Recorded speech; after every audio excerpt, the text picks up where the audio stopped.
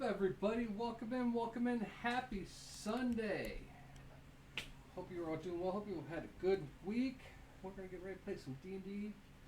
First, we got like our normal announcements, but then I got some really cool announcements to talk about. So, normal announcements. All streams for 2026 are Extra Life streams. That's right. You can click that link that's in chat or in the About Me section and donate to Extra Life, which is a great charity that helps out children's hospitals all over the United States.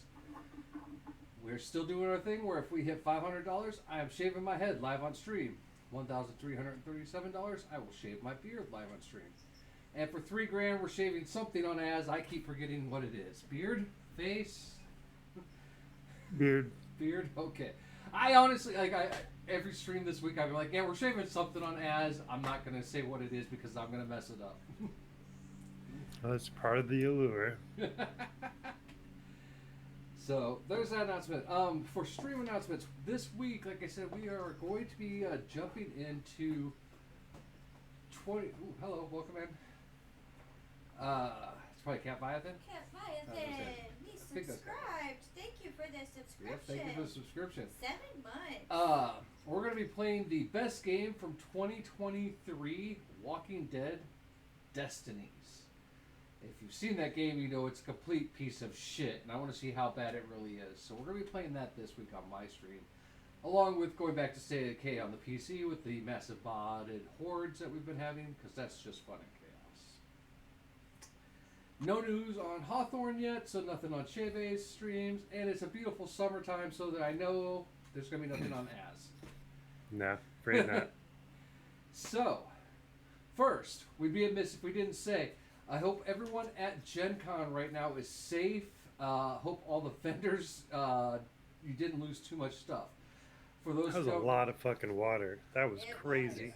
For those who don't know, the storms that we were getting here in Zombieland have made their way to Indiana. And they caused flooding at Gen Con, like the vendor halls, the hallways, the gaming area, roofs were leaking. There are parking lots, not just the parking garages, but the parking lots with water up to like halfway up the tires of cars. And yeah, I hope everyone's safe. I hope all your cars are safe, because Az and me both being mechanics can tell you that, you know, when water gets that high on a car, it usually starts to fuck shit up. So, but yeah, there was tornado warnings. It didn't take them long. I've already seen this morning the little ribbons you get at conventions. It said I survived the Gen Con tornado warning. Nice. But speaking of Gen Con, this is where the big announcements come in for D&D. Okay, and I'm going to go from my least favorite announcements to the best announcements, okay? So, D&D, Gen Con is kind of like their biggest announcement area. Like, every time they want to drop big bombs of like, hey, this is what we're going to do, this is what's coming up in the world of D&D, they bust out Cheve's favorite, Joe, and have him up on stage for hours talking. So she would like to be there for that sometime. I'm probably going to lose her at that point. I'll just have to. Hey, he's on the list. Oh, sorry. I know he's on your list. Trust me, I know he's on your list. Anyways, so they did some announcements. So again, I'm going to go from my least favorite announcement to the big one. Okay. So they did do that. They are doing a crossover. And they didn't go into too much details about it, of Star Wars and D&D. Now, there are already Star Wars tabletop RPGs out there, so I'm not too excited about that one. I like Star Wars, I used to love Star Wars, but, you know, Star Wars is Disney, and Disney can go fuck itself. And I don't know how they're going to do it unless they're just trying to absorb the other tabletop RPGs out there and bring them into the whole fun that is Wizards of the Coast. Well, like, you also got to remember it's Wizards of the Coast, and they own Magic the Gathering, and Magic Gathering's done every fucking crossover you could even conceive of. So they're like, hey, we're making a shit ton of money here. Let's just throw it at this other thing that we own. Which is why I stopped playing Magic. I mean, I stopped mainly because I don't care about the Commander bullshit. I mean, just go back to the normal way of playing, guys. But yeah, the million crossovers. There's only one card I want out of any crossovers, and it's the Fourth Doctor from the Doctor Who, because I love him. So Yeah. but that's more just to have it in my. I was gonna studio. say it has nothing to do with the card game. It's just because you want. Yeah. So then, I treat Magic the Gathering the way, the meme about girls that don't like football watch the Super Bowl and they just pick out their favorite like mascot, or I like their colors. Like Be like, I like you like Magic the this Gathering because card? the art on the cards are fucking awesome, or descriptions. okay, I give two shits about the game I can anymore. see what you're saying there, but the older cards had the better art. The shit nowadays is all computer generated bullshit, and I hate it. Back in the day, you actually had artists. I mean, this is like the stuff that we would see in like our novels for D&D and like really cool '80s art style. The shit that used to get put on the side of a van. But I haven't looked at a Magic Gathering card since the mid '90s, so my viewpoint was from the old artwork. I don't know what they're doing anymore. If Never. you It- look it's at, all just- if you like, just pull up like the Final Fantasy ones that are out right now, or any of the new crossovers, yeah, the artwork is all computer done. It's horrible. That's So never was unfortunate. introduced to MTG until I met Zombie, and he's like, "Yeah, go through my deck, and you can pick out, different cards that you want to play with." And so I'll go through, and yeah, like all the land cards that I've got in my deck are very pretty. Like, See, I Yeah, like it the used to be old something way. else. I like the old school Magic because I have decks that are just like hidden combos with kickstarting things that jump out and fuck you over, and I'm a black blue player, so people hate me. I mean, seriously, people hate me because you're either It's not getting your awful. creature out, or your creature's gonna die and become one of my creatures, and then I'm just gonna turn around and destroy you with an army of undead. newbie, and he's just killing me, and I'm like, this is why I don't want to play. But so the second thing is another crossover that they announced, and this one I'm a little bit excited about just because I want to see what they want to do. Because I always thought it'd be kind of an interesting thing, as long as they don't go to the pandas. World of Warcraft and D&D, and I'm pretty sure someone has already World of Warcraft the game into a D&D tabletop D20 style. I'm pretty sure I've seen that before. So again, I'm They wondering if produced their own World of Warcraft RPG like Yeah. a decade ago. That wasn't bad. It wasn't but that came out about the know, same time as D&D. 4th edition. right. And It that's, was I think okay. it followed 4th edition rules, so that's why it Yeah. didn't do well. So, but So my I'm a little Friday interested. campaign has decided that if it comes out and everybody, I think we're going to invest in 1.5 because I think it's supposed to be 5.5 Yeah. edition. So I think we're going to buy 1.5.5 in the World of Warcraft book because all of us played World of Warcraft when we were teenagers. So Oh, we're who- like, Other like- than her, I'm pretty sure everyone at this table has played D&D or played Yeah. World of Warcraft, and I have like the lore books outside of it, the ones written by Christy Golden, because she's an amazing fucking author, and she does some great work in fantasy realms. the only thing we're concerned with is they say, and it's just the teaser reveal, but they say 14 new classes, and I'm like, D&D hasn't made a new class in like 25 years. And it's funny you bring that up because that's where we're going into next. So they are bringing back out of the earth of the dead things that they, Wizards of the Coast has just been like, fuck you, we're not doing that anymore. They're bringing back Greyhawk. So Greyhawk was basically D&D's successor. Gary Gygax did D&D, and then he brought out Greyhawk, and it was kind of like this separate world that built really heavy on the like tokenist style of D&D, and it became a massive thing. And then TSR in all of its glory got sold out, and then Wizards of the Coast kind of said fuck it to all these side things, and that was one of the best ones. Yeah. But with Greyhawk, they are announcing there may be like 2 new classes coming with that. And the final one, they did announce that there will be at least 1 new class and 1 revision to a class as they bring out Dark Suns. Okay. Now Dark Suns is one of those, they're gonna package it in sealed packaging. You have to be 18 years old to buy Dark Suns. Because Dark Suns is the dirty, gritty D&D. I mean, it deals with everything: slavery, sexual themes, drug usage, extreme violence, gladiatorial pitch. You're on a world that's literally decimated and destroyed. Water is more valuable than gold. In fact, gold, because materials are rare, like most of your weapons are bone and wood and stone. There are very few weapons made out of metal. Gold coins aren't that valuable. Ceramic coins that are painted different were more currency, but water, you could actually, water was like the thing you could trade for back in the day. And it is a brutal, horrible world with factions of wizards, because magic is like very taboo because magic destroyed the world. So the wizards who like rule these sections, one of which was a dragon lich who brought up an army of undead and lives in an entire decimated city of the undead in a desert terrain.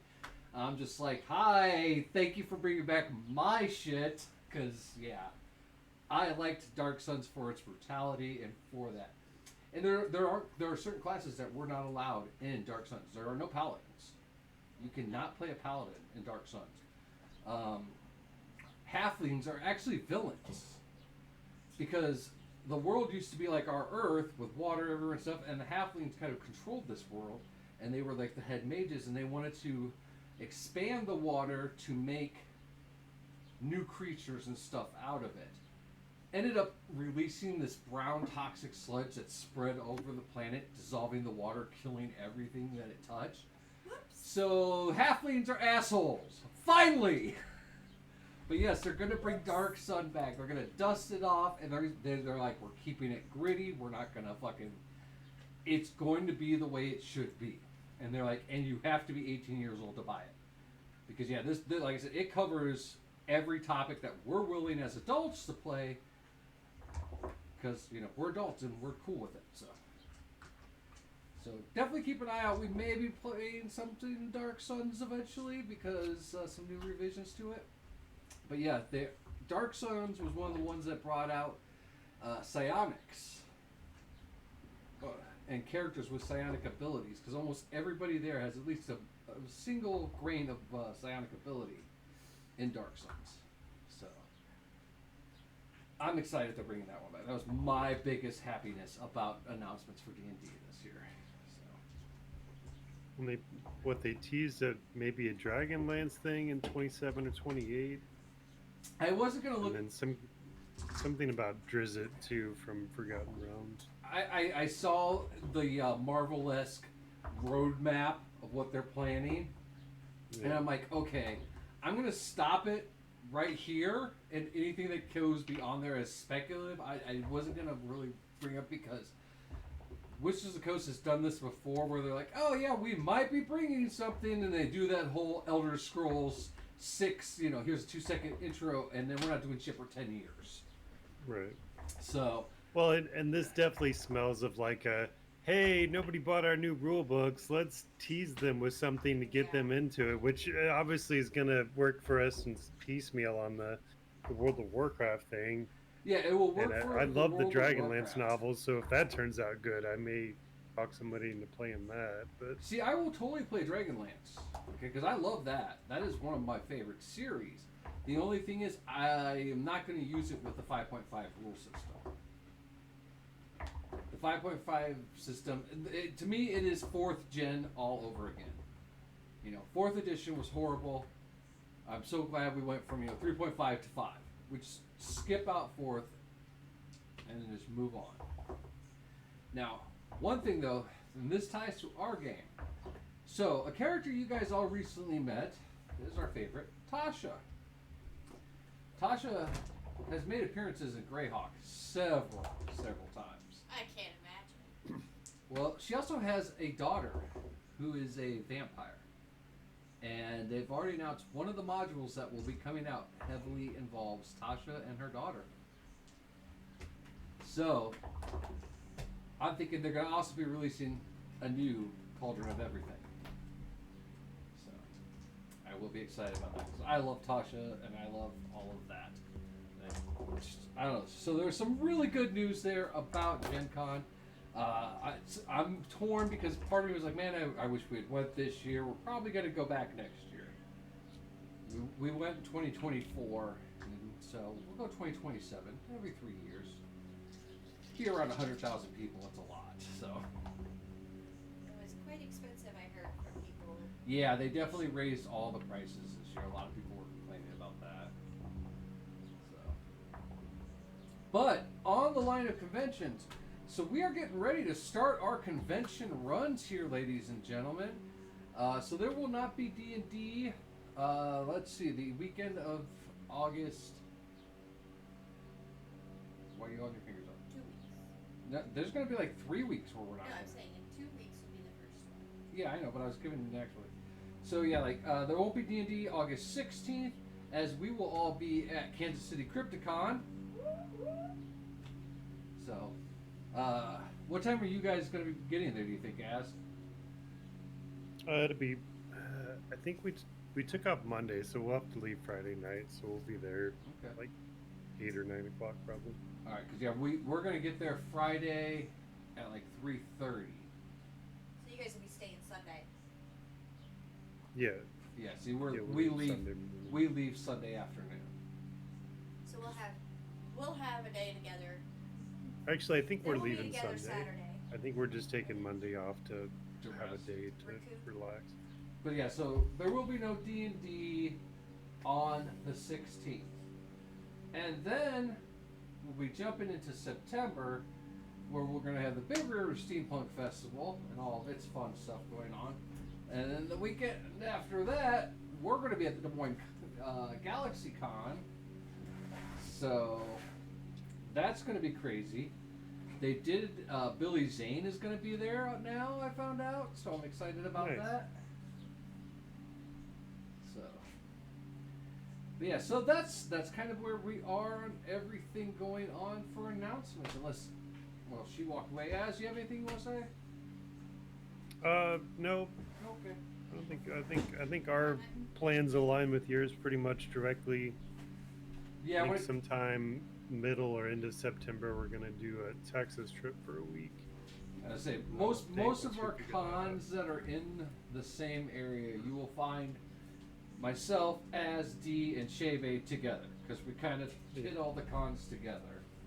Try to. We all have And it'll be lives. fun because you'll find me in my wheelchair with Az close by while we wait to figure out where the two ladies have wandered off to. Right. See where our blue arrow's pointing over somebody's head. I really want to get that for them, but I'm afraid Dee will Yep. stab me. No, she'd play along. She knows she's elusive And short. and short. Blends into the masses. That's my main thing, because I'm in my chair, so I can't see above people anymore. And so, yeah, trying to find short people in a crowd's not fun. Yeah. I just when Matt's with you guys, I just look for the tallest guy. Does he have a beard? Yep, that's him. See, the As way long as what's his name? What's your Rob. friend's name from the Raconteur? Rob, Rob. Big Rob. That guy's got me by a couple inches, but Yeah. as long as he's not around, he'll find me pretty easy. Yeah, but then she would see Big Rob and just be like, "Oh, there he is. I'll go talk to him." Yeah, I like Rob. He's fun to hang out with. Yeah, we had fun with him at FunCon because he ran a D&D session, but I don't think he had thought about letting, because he had let me and Shay play with them for this D&D session. I don't think he thought about the chaos that can ensue from a forever DM and then her playing together, because we know our characters, we know our classes, we know spells and all of that. So we had like 20 minutes to go through the pre-programmed characters he gave us and alter them in any way that worked. So both me and her were sitting there ripping spells out, changing spells, editing things to make it work better. And yeah, I successfully played a wizard character who took 0 damage but did massive damage. Nice. So I think he was a little saddened by that. that there Well, was- he's too familiar with Pathfinder, yeah, he plays more Pathfinder. and so he was trying to play a D&D game. Yeah. Is she too close? think he was struggling with that. So I was like, wait, what? And Yeah, we were constantly having to let him know, no, this is how D&D does it compared to Pathfinder. I'm like, if that's how you want to roll it, that's fine. But I told I was him next confused. year I'll run a D&D camp one shot for them all during PlanetFunCon. And especially as if the Dark Sun module's out by then, I will definitely run No. one. There's children there. We'll have an 18 only module. You have to be 18 to come into this room because it's gonna be fucking weird. So, alright, well, we're gonna jump in a little recap. So, you guys successfully found a tooth from the dragon. Wasn't easy, but you guys did realize and start to understand for those The who hardest have part been- was figuring out where the goddamn mountain was. Not everything is as it seems in the Fey world. I know this. Well, I'm just saying. What may be looking like one thing, maybe something else. You never know. The Fey world is very tricksy. So, you guys found your tooth. You decided to, instead of traversing all the way back down south to the that little city area where you Well, we were. pissed off the locals, so I snatched up Tercel in my eagle form and flew us down. Yeah, but then you guys decided to go into her mansion. Yeah, because we needed to Yeah. TFO. And you were hoping that instead of having to traverse south, past, through the lake that's in front of you, back to where that city was that disappeared right when you guys left, because that was kind of your center point, and now you need to go east or west for the next portions of your quest. So as you guys went in there, Tercel looked behind, and there was some sort of fey creature in the woods staring at you all. You were pulled in by Feyre and the door slammed shut, and she let you know that it looked to be a bone fairy or a tooth fairy. Yeah, the tooth fairy. So that's Didn't I what throw the rest of the teeth that I had out besides the... I think you might have, but I was like, here you go! Except I kept the dragon. yes, Oh yeah. you have definitely attracted some fey attention with your actions already. Luckily, you might have done good by reviving one that you squished horribly and painfully. Hey, But didn't we release a dragon that everybody was yeah. trying to keep contained? 'Cause I'm some- thinking they were trying to keep it s- a little higher. Some ends deceived us very. No, they saved us. Yeah, but they gave us the vial that turned the thing back into a dragon. The carrot. Yeah. Yeah. But I think the dragon's quite happy with us, and a happy dragon is a good dragon. So these would be the kind of discussions you guys could be Let's hope having for that train of thought. over the breakfast after a long night's rest. So you guys did have a full rest, all HPs recovered, all spell slots, all that fun shit. I will be explaining how to like. So yes, over a table of sausages, eggs, fried potatoes with vegetables, just tons of food. Doggo has his bowl of sausages. I've started giving him mixed in, like some fiber because it's I getting want quite... you to roll a D100.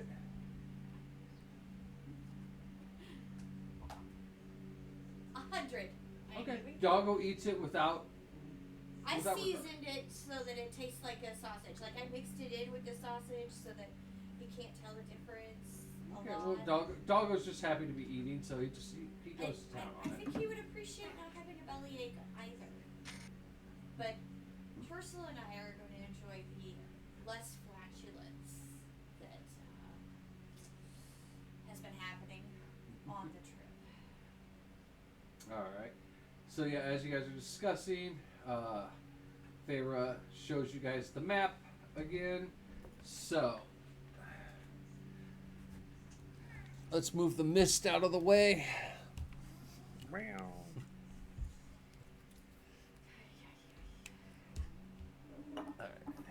So, you guys are. Here's the mansion where you guys are, and this will be the mountain range. When we went in. There's a lake. The place you guys need to get to is here, here, and here. Well, we've already been here. No, but you remember that from this point, you could either go east, west, or north. Right. So unless you're gonna try to loop around, you know. Something tells me I don't want to go in the lagoon. Well, and that's why you guys decided to. I'm trying to get it so you can see all three. Yeah, it's close enough. You guys decided to use the mansion because last time you used the mansion, you woke up on the other side of the lake. You had been teleported magically in the middle of the night. Why is? Oh, it's my camera. I was like, one of our cameras is dead. Ah. Yeah. So, you know, you were hoping that maybe the mansion would teleport back closer to the original starting point. It was a risk you guys decided to take, and let's see if it paid off. Or, you know, took us to that corner of the lake or that corner of the lagoon. You know. Well, there are. You can see a clear path that goes around both sides of it. So. All right. So, anything you guys would like to do before you leave the mansion? Like I said, you guys are at the breakfast table. Well, just the food table. The usual servants, ghostly servants in various BDSM style gear, serving you food and drinks. Didn't think so. I'm going to. One of the herbs that I collected is an alchemist dye. And so I'm going to prepare that to. So you can add a little to a substance. If it turns red, it's harmful. If it turns blue, it is helpful. So I want to keep like little packets. All right. Go ahead and roll a d20. Add your herbalism. That is 13 plus. It's nature. So plus 9, and I think I get a plus 2 to herbology stuff because Yeah. of the books. So 11 plus 13. Plus 13, 24. All right, 24. Yeah, you are successful. Go ahead and roll a d6 for me. 1. All right, you make 4. 4 packets of it. I got 4 little packets. Well, you didn't. You first off, you didn't collect like a mass quantity of these, but I know. you collected through trial and error. You were able to make 4 useful ones with what you got. Tercel, were you there while she was making this at all? Sarah, where were you making this stuff at? In the mansion, there's a you can Like- you can ask Faray. She can make you a room to do all kinds of stuff. Oh, okay. No, probably not. I'd let her Okay. do her thing. Okay. Was Doggo in there with you? I don't believe he would be. Okay. He enjoys the fire and sausage. Just making sure that if anyone was in there, if there were any repercussions, they would have to worry about. So you being the only one in there, roll a percentile dice. Got to beat a 60. Just a straight up roll. 40. 40. So yeah, even though you were able to make some, you also had a few failures as you were learning, and you now have stripes of blue in your hair that are going to take 2 years Dang. to come out. So you have blue streaks in your hair now from this experiment. You know, I think I just made a fad.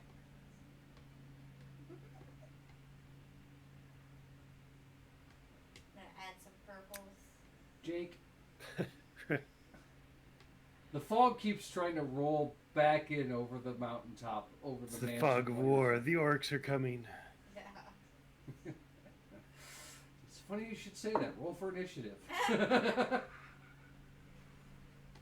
Shit. found us. You're inside the mansion. Nothing can enter the mansion unless Feyre lets it. Alright. Includes you, Jake. So I'm gonna Jake.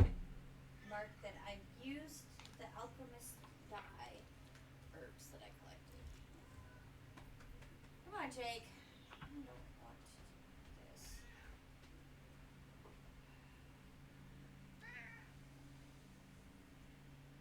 He does make a good dry eraser. Go.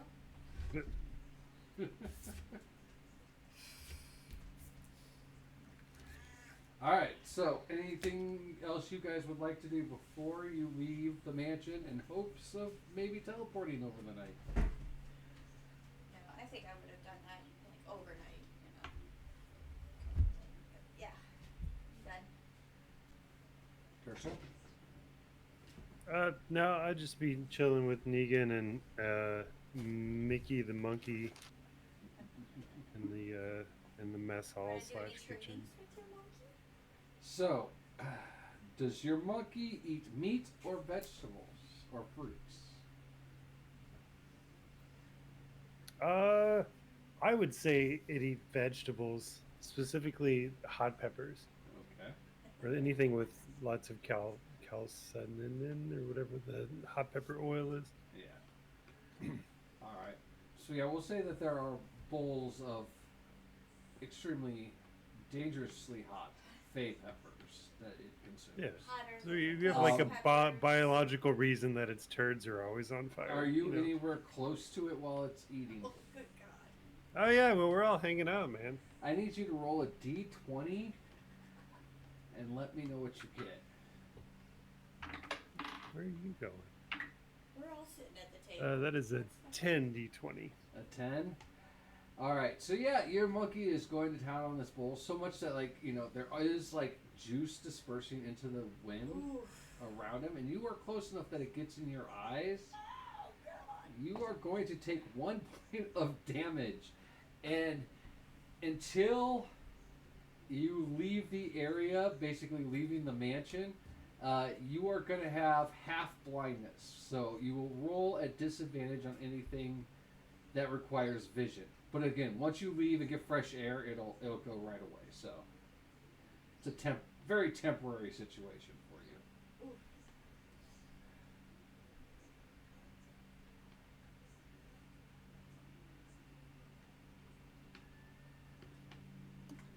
So if no one has Oof. anything else they wanted to do this morning after a fine breakfast, recovering, going over the map, and hoping that you guys have been teleported at least closer to your midpoint so you can then decide to go east or west. You guys gather your gear, pack up some rations, say goodbye, open the door. I need you both to roll a perception roll for me. Am I off disadvantage or is Yeah, still this is the door is disadvantage? open, so you are off disadvantage. Okay. What are we rolling? Perception. Yeah, 18. 14. 18 and 14. Let's see if you guys beat the odds. You do. Alright, so yeah, together, both of you look out. The lake is nowhere to be seen. Of course, neither is anything familiar. Instead, you are in a very, very, very humid area. The trees around you seem fade in color and shape, vines twisting through them. You both look around and you both see right away in the woods 3 tooth fairies. Ah, crap. I'm all out of teeth, guys. But you guys have teleported to a different location. Thing is, you guys don't know where that location is. So what would you like to do? Shut the door.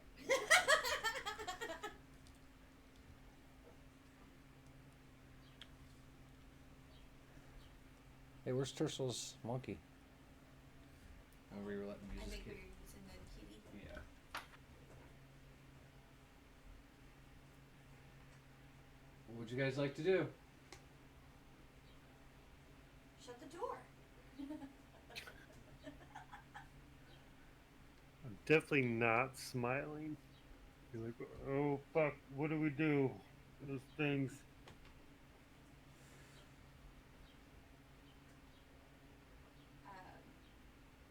Dragon Tooth's gone in my bag of holding.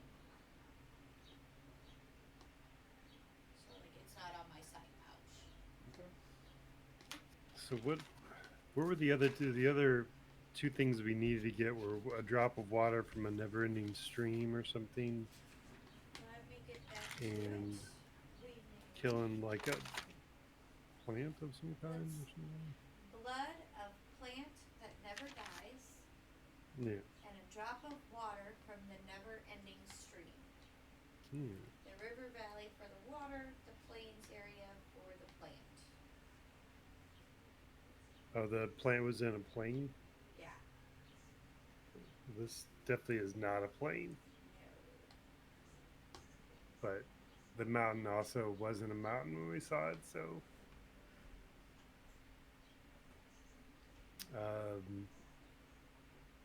So we got 3 gifts. One of the gifts unlocked the mountain. Are the gifts labeled? Do we know which one goes for the planes? Nope. I'm sure I mean, it's we like could kinda see what's in magical. there. Maybe they'd give us a hint as to what we need to look Roll a We only wisdom. have three Roll a wisdom gifts, save. 3 locations. for. 13 wisdom. Looking at the packages, you're not really able to identify which one would go where, but you are pretty sure that if you were to open the packages, you may destroy what's inside, And rendering it useless. And I kind of think that it's whoever we give it to, that's who it's supposed to go to. Magically. But that's just my opinion. Based on the fact that they're not individually marked. Either that or we got extremely lucky with the mountain one. Yeah. Or no, didn't Farah opened it for us? Hey Farah, how did you know that that was the mountain package? She smiles at you and goes, "I didn't. It was just luck." 33%. That's some fucking pressure luck shit. Excuse me. Next time you do that, you better say no whammies or we're gonna be in a lot of trouble. Her Um above the table, well her luck skill is pretty high. thank God at least one of us has good luck. Well, she is the daughter of Baba Yaga, so I mean, she's All right, got, Sarah, she's you're got some you're things. the fairy extraordinaire. What do we do to not get fucking killed by tooth fairies? What do I know about the tooth fairies? Go ahead and roll. I'm gonna really quick grab something. 15. 15. That's good. I rode high.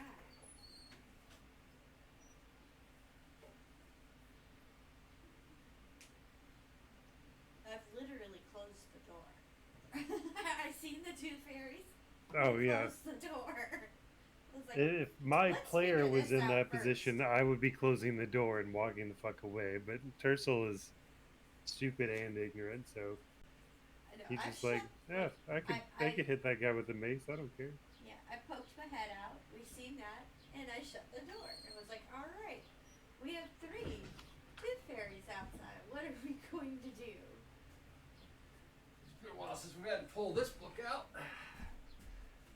The players all know what this is. No, I don't. The Pepto This is Bismol the folder. DM's book of magical monsters, creatures, and species that you won't find in your usual books.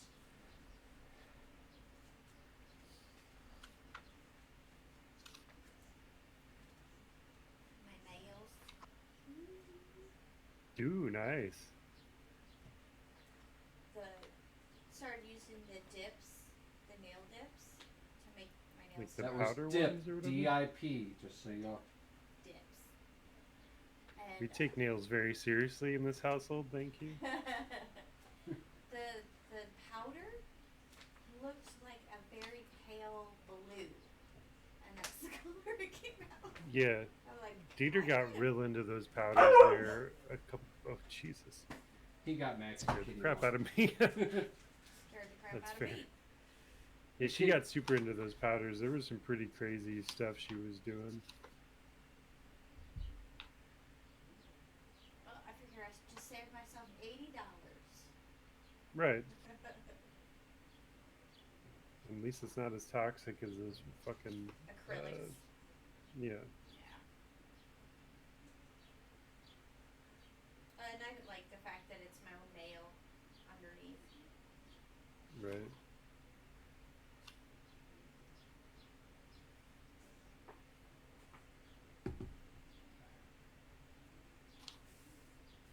Neighbors across the way must be having a get together. Yeah, good for them. Okay, so you rolled a 15. I did. See? The dice are being nice today.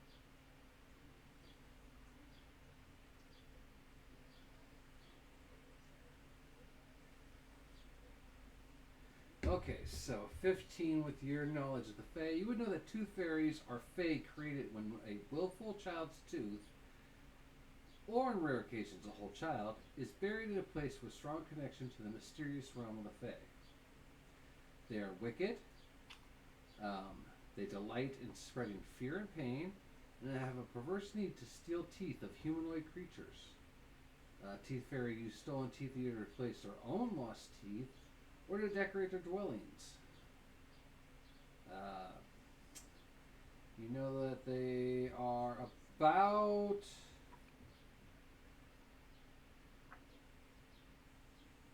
a foot and a half tall.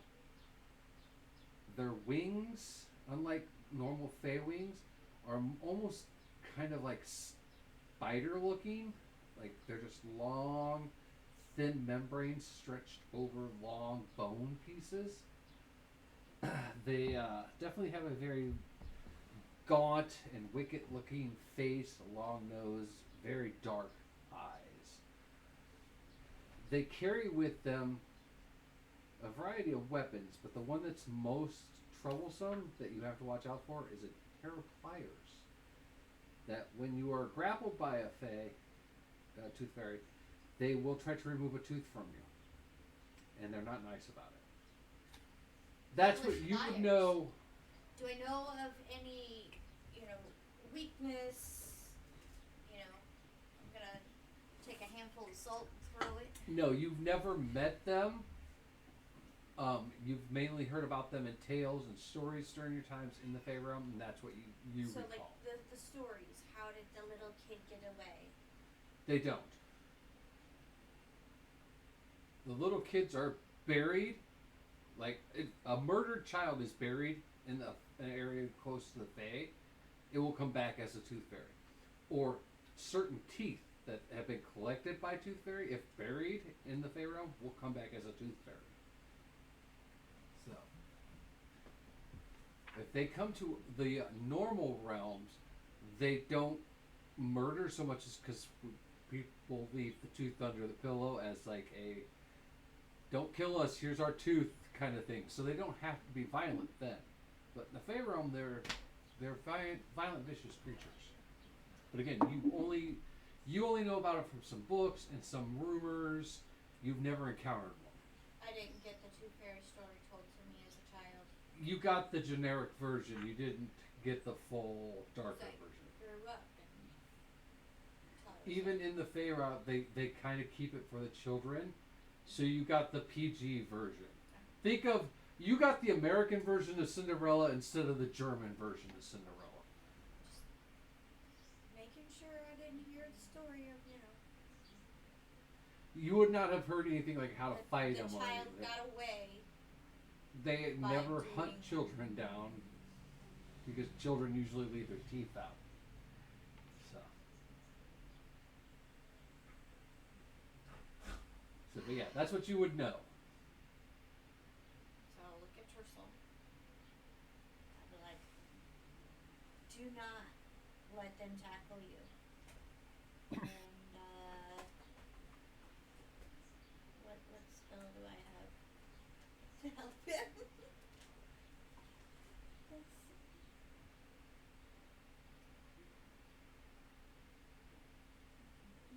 Well, I mean, let's just plan on not getting into combat. We can try to negotiate or talk our way through, or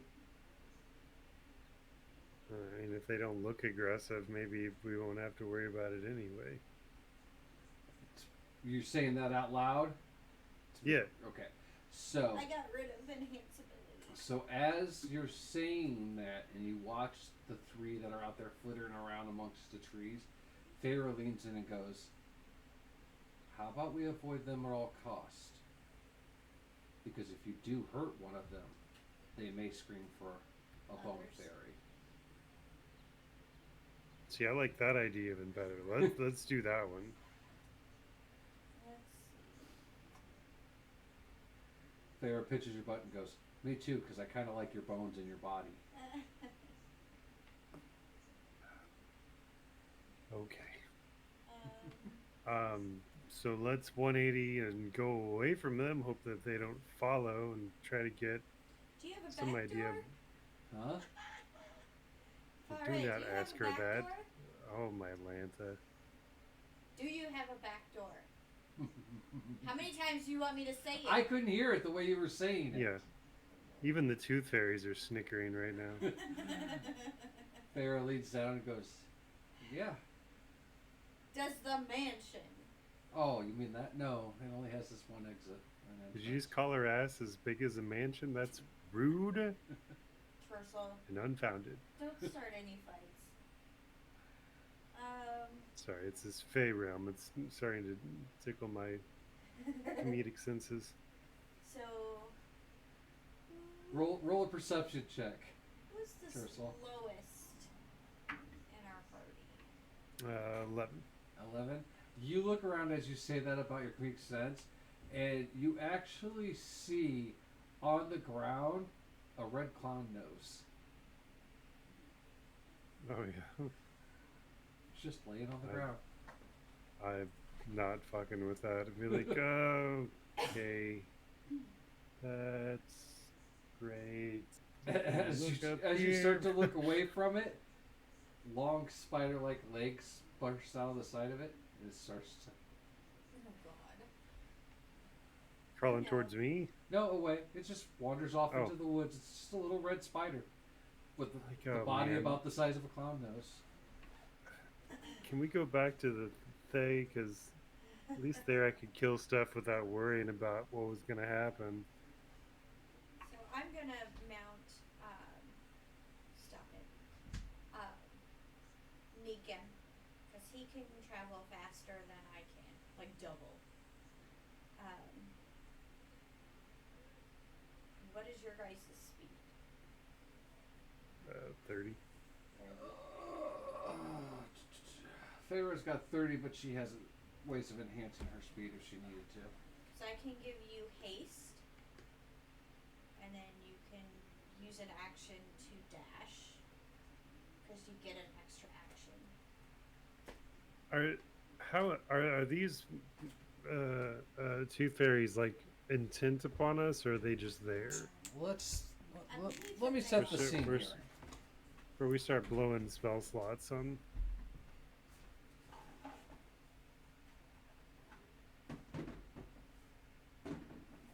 Haste is only a third level. I'm already given that.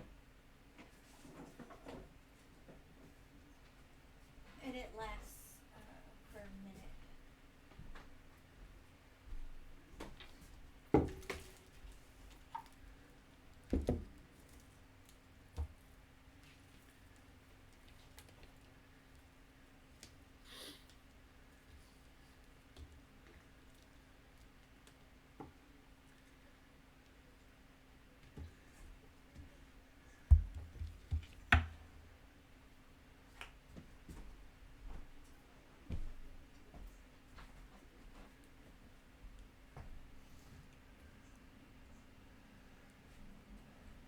So where you guys are standing, those blue and purple flowers, the mansion is inside that area. The door is right behind you guys there. Well, we're still inside because I seen him and I shut the door and we're discussing how we're gonna get past him. It's kind of hard for you to shut the door if Tersel's outside seeing the red No, nose he thing. went inside. No, the ball was outside. No, I went outside. Yeah, like I said, he had to step outside. Not like I didn't like go for a stroll, but In order for his vision to return, he had to walk outside the mansion. So the fresh air felt good till I saw a clown's nose sprout legs and walk off, and I'm like, oh. where fuck, that no more hot marker peppers. is, where that marker is there, that's about how far away from you guys you see these three fae, and they're in that trees, those where there's vines and stuff. It's kind of a very heavy, foresty, jungle-looking area. And like I said, it's impressively humid. The ground's moist and sticky just from it being wet and humid.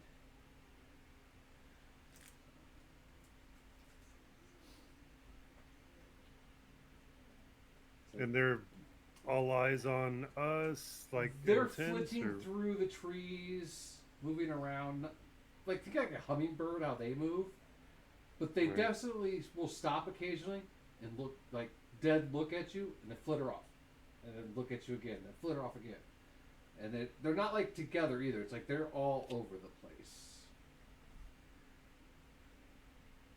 well, let's just casually walk away from them and keep an eye on it, see if they're trailing us or whatever. And then if we have to run, then we'd fucking Alright. ride up and Well, go. I'm still. You're still inside the doorway with the door closed, hiding. We got it. No, I'm saying is I mounted Meekin because he travels faster. So.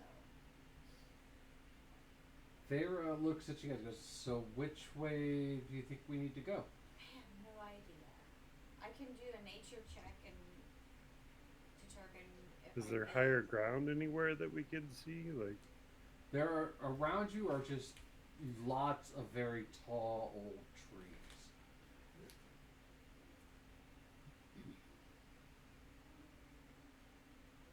I mean, if we want to take 10 minutes, I can do a ritual commune with nature, so I don't use a spell slot.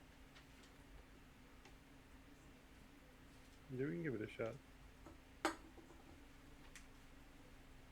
you just have to keep an eye on me.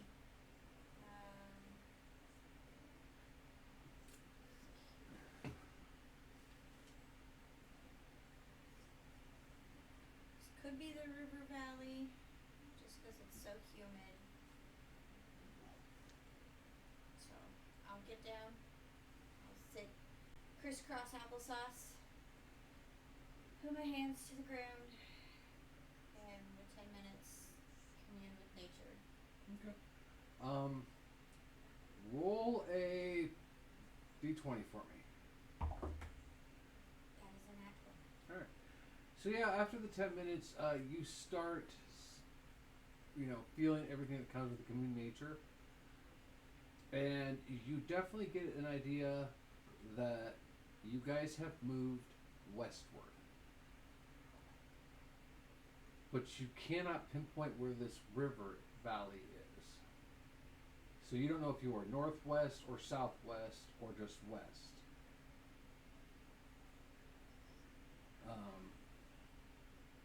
Strangely, none of the plant life around you has voices. They seem very quiet. And it is also at this time, since you've been sitting on the ground, you realize you can't move. As vines have wrapped around your body all the way up to your neck. The only thing sticking out of this cluster of vines now is your Way to head. go, guys. Way to go. Did they have no perception at all that I was being surrounded? I told them to watch my back. Feyre was busy. She did not. Tersel, did you see it happen? Roll a perception check. I mean, how sneaky are these vines? They basically just wrap around her while she's performing this ritual. Slow enough It's not to break her concentration. 13 perception. 13, yeah, you would have seen them. Would you have stepped forward to try to help? Yeah. Alright. Roll a dexterity save. 12. 12. Yeah. At first, as you start moving through there, the ground seems solid, but then as you get closer, vines start to wrap around your legs. And by the time they're over Sarah's neck, where her head's just sticking out, they're about mid-thigh on you.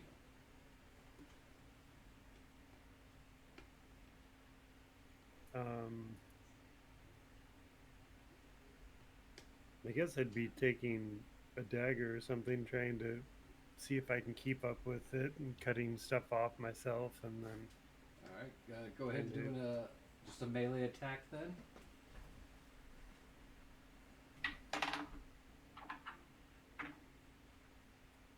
uh,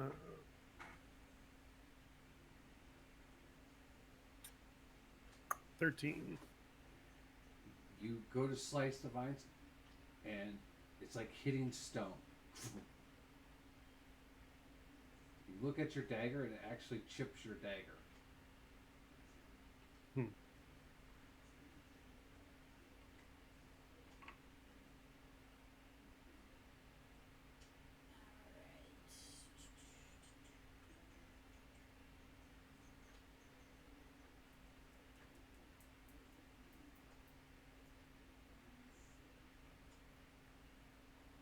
Was Nika near you while you were performing this, by the way?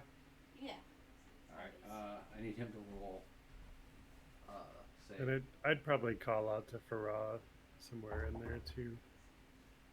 What is he rolling? Strength? Dexterity. Dex. Dirty 20. Still fails. So Doggo is also wrapped up in these vines. Farah turns around. She's basically standing in the doorway, keeping it open in case you guys want to run back in. She sees you guys all get covered in these vines, and she is going to play her flute. And you guys feel the vines start to loosen and retract.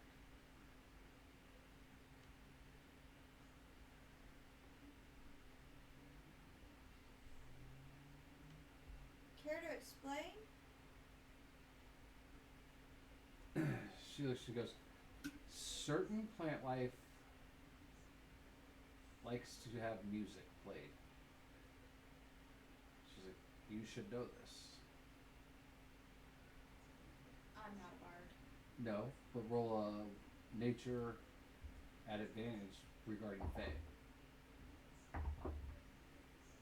17 plus 9, so. As she says that, it does dawn on you that you do remember stories of plants that when music would play, they would go into a peaceful state and stop attacking.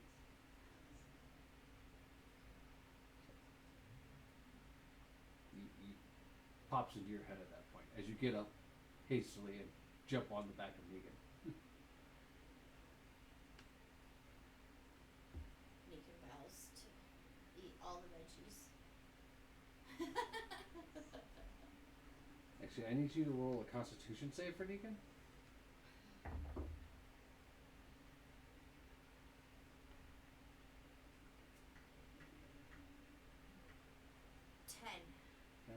Yeah, so your fiber hasn't really kicked in for him yet. So he runs over by one of the trees where some of the vines seem to be and just kind of doggy relieves himself. Good You're on the boy. back of him the whole time, by the way. I've ridden horse. I know Yeah. how this works. So Alright. We are west from where we mansioned up. I don't know if we went northwest, southwest, or just west. I just know Which that we went west. Which feature was west? West is the river valley. Okay. I just can't tell where.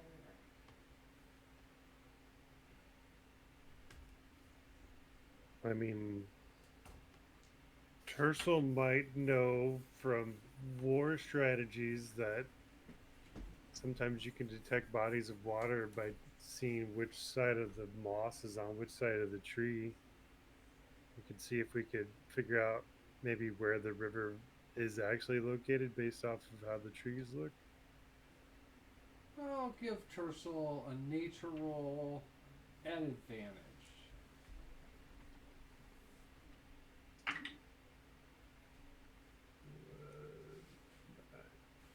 I have, oh, nature's intelligence? Why? Mhm. That's a 9. Can I take the +2 because I haven't had a drink today yet? Yes. All right, so 11 for nature. Okay. So while that idea forms in your head, you start looking at some of the trees for moss. And so you have your hand on one tree where the moss is, and you're looking at another tree to see if it's on the same side. You look back at your hand, the moss isn't there anymore. It's on the other side of the tree. Like it moved away from your touch. Well, there goes that idea.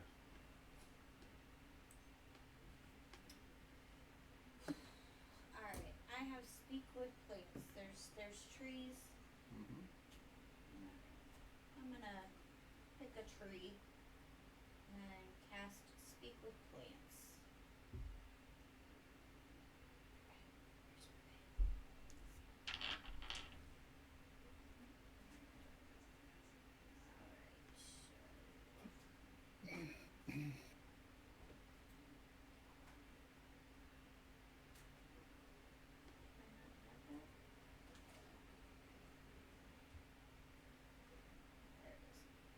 Alright, so for 10 minutes, I imbue plants within 30 feet of me with limited sentience and animation, giving them the ability to communicate with me and follow simple commands.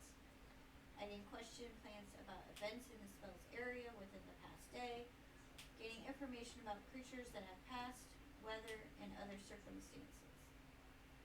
I can also turn difficult terrain caused by plant growth into ordinary terrain, or I can turn ordinary terrain where plants are present into difficult terrain. But you can't basically get directions from it. I can ask them if they know where the river is. They may be able to perform other tasks on your behalf at the DM's discretion. It does not enable plants to uproot themselves and move about. They can freely move branches, tendrils, and stalks. It's page 277.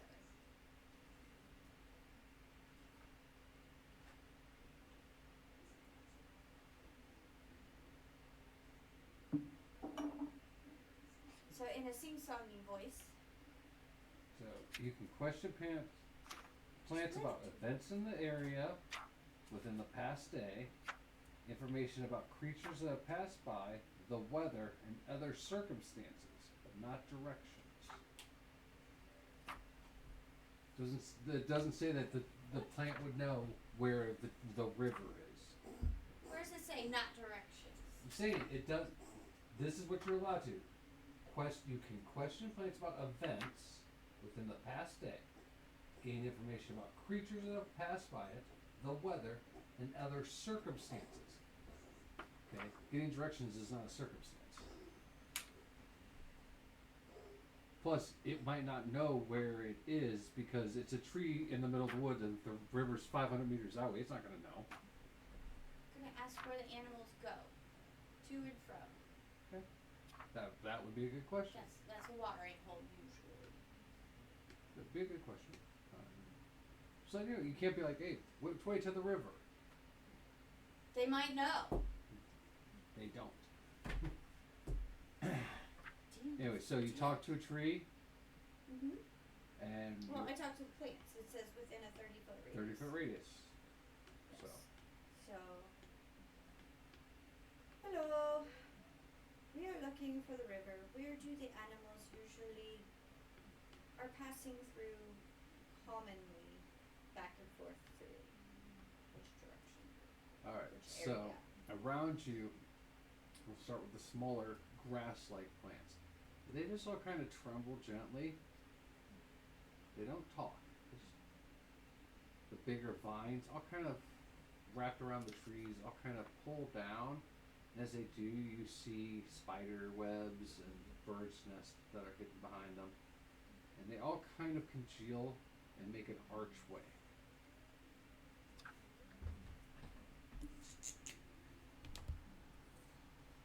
Right there.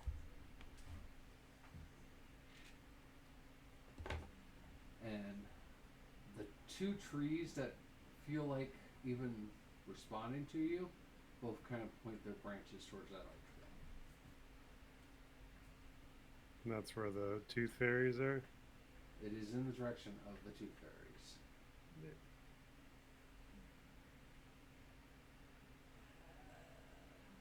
Talkative bunch. I love it. Straight to the point. Thank you so much. And I will look to Faray and Trixel. That directly that way. Also where the lovely fairies are waiting. We keep to going that way. Is there a path? No, you guys are in like a clearing. There's no paths. Like you don't see like a Like well an tracked. animal path? You use nature to see if you can track any animal paths. It's not like a major herd migration area. So 14. 14. You do see footprints leading towards where the arch was. Pointed out. Like But where I could see lots of animal tracks. not a lot, just a few. This is not a heavily traveled area you're noticing.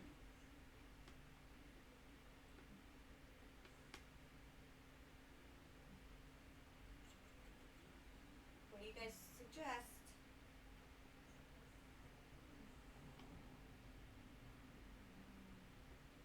I mean, either we run around and we get lost, which is going to be extremely easy to do, or we go with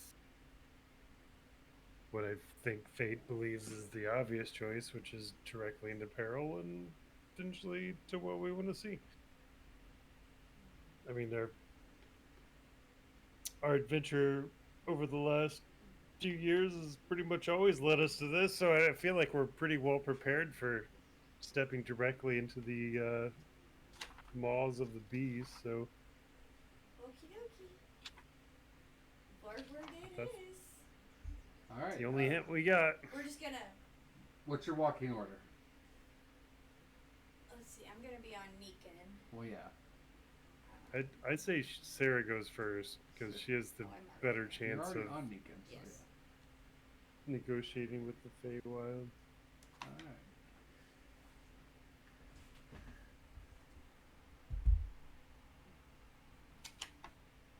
Yeah. Okay. So yeah, as you all kind of start marching away, the door shuts behind you. The mansion fades away, and then you're all walking towards this arch, watching for the Fae that are flittering around it.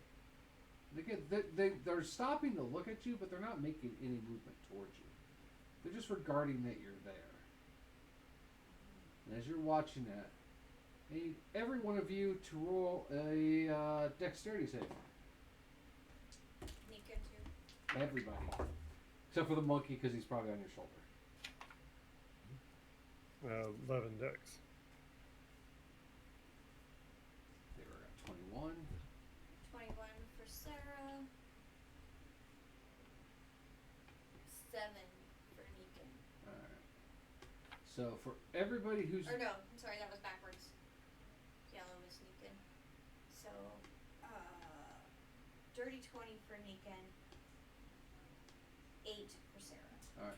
Everyone who rolled over 15. As you're walking, all of a sudden, the ground just gives way. And it's not just one little section, but it is the whole area leading back to where the mansion door just was. It just... and becomes a slide. of mud and roots and trees. Anyone who rolled under a 15 on the way down this slide, you're going to take 6 points of blood damage from bouncing around. Anyone who made it above that, you successfully make it down without getting hurt. How much you said? 6? 6. So you guys write down this slide for what feels like about, I'd say 20 minutes. Like the earth just is underneath you. So think of like a really cool water slide, but it's mud and vines and all of that.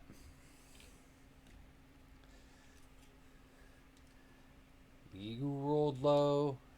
You rolled low. We'll say the monkey was with you. So the two of you who rolled underneath that also are prone upon the landing. You guys reach one point of the slide where it gives way to a 10-foot drop. And you guys fall into about 3.5 foot deep water. Which kind of cushions your blow. But you guys are prone on the ground in water right now. 2.5 feet. Yeah. So for you, it'd be covering you. Well, I'm thinking this is a way to clean off all that goddamn mud. Well, that's just it. There's still the mud coming down after you guys going into this water.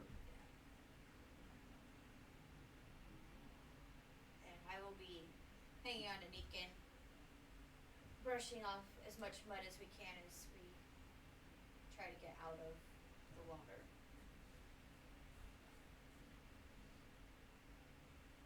Yeah, Tushel hit that slide as ungracefully as you possibly can, and he trying to grab at roots and just getting his hands ripped off. The monkey is upset, and so he's clawing at Tercel and setting shit on fire. Luckily, when he hits the water, all the fire is extinguished, but Tercel looks like he's just been, like, raked to death. And he comes out of the water like with a the monkey cat in the air, getting just in the like, water. calm the fuck down. We're okay. Where the fuck are we now? Alright. Well, it felt about 20 minutes worth of walking, or, sliding. That was probably a lot of walking that we didn't have to do. Look on the bright side, Tercel. I'm not as big of a nature guy as you are, but trees are 0 for 2 for me right now. I don't know, man. Maces has kind of been my thing for a while, but I might pick up an axe here in a little bit if these fuckers don't start cooperating. Tercel, when she says look on the bright side, I want you to go ahead and roll a perception roll.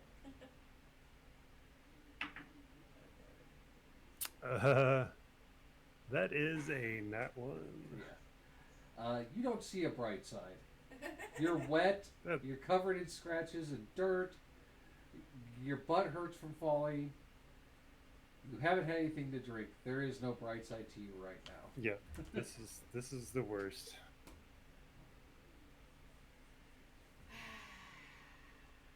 I sigh heavily, hand you my flask of fire water.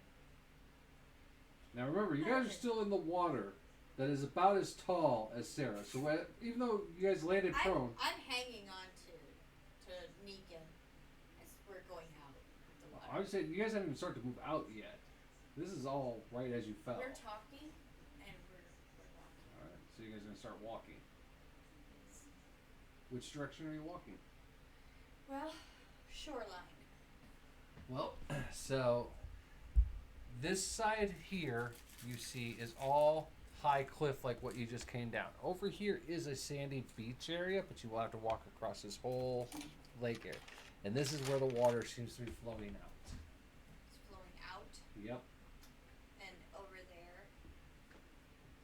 That's the part of the rocky cliff where you guys fell down.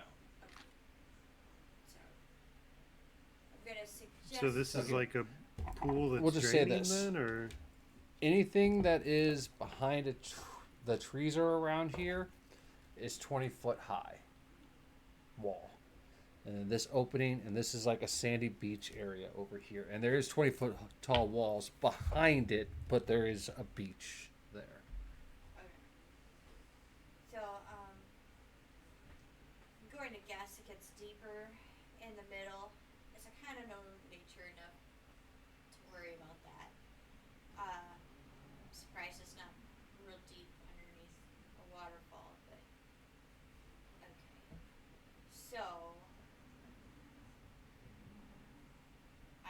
wonder what is in the deep water. So I'm gonna suggest going a long way around to the beach. Yes? I mean, the perspective on deep water from you is kind of skewed, but I think that logic is sound.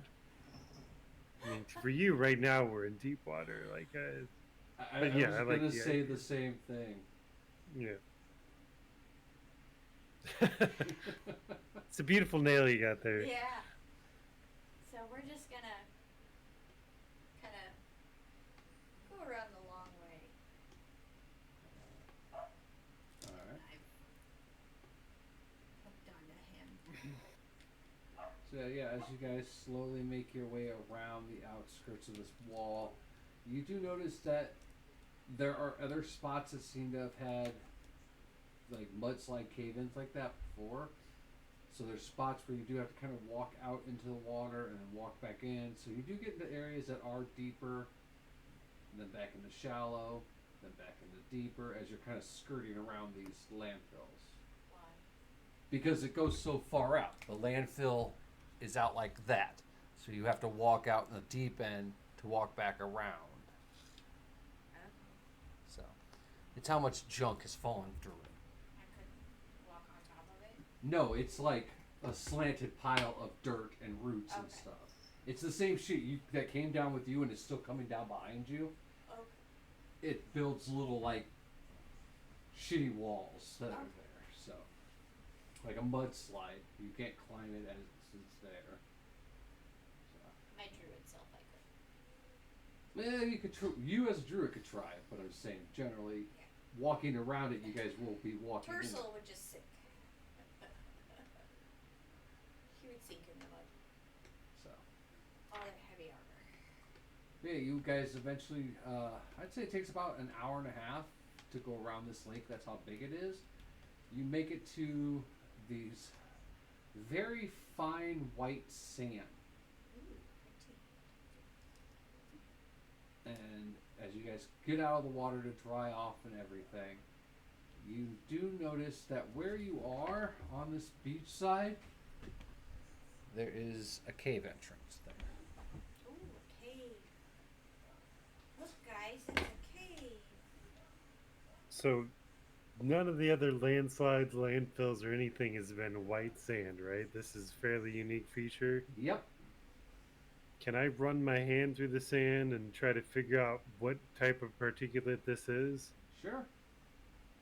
Big word, Tercel. Would I happen So to get proud a of you. medical benefit because this might be ground up teeth? No, you don't get any kind of benefit. It's a nature I rule. got another nat one, and Oh, this no. dice is officially in cuck jail. Well, it really didn't matter what you got because you are going to know what it is, but you're also going to take 5 points of damage as you run your hands through it. It cuts your hands like little razor blades, and as you look, it is very small, very sharply cut pieces of bone, like tons of them. And as you're looking as it drips out of your hand, you see some of these pieces of bones have dead bugs stabbed through it. Like it's a deterrent, almost like what we would call spikes in the ground. That's what these are, but they're made of very, very microscopic pieces of bone. Then it wouldn't cut us. Huh? Then it wouldn't cut us. It'd be like diatomaceous earth. Oh, no. It's strong enough to cut your flesh. Hey, Sarah, in your encyclopedic knowledge of the Feywild, do you know of anybody that might, oh, I don't know, make shards of razor sharp bone with insects pierce through them outside of their lair? Any of the fairy. Oh, great. Well,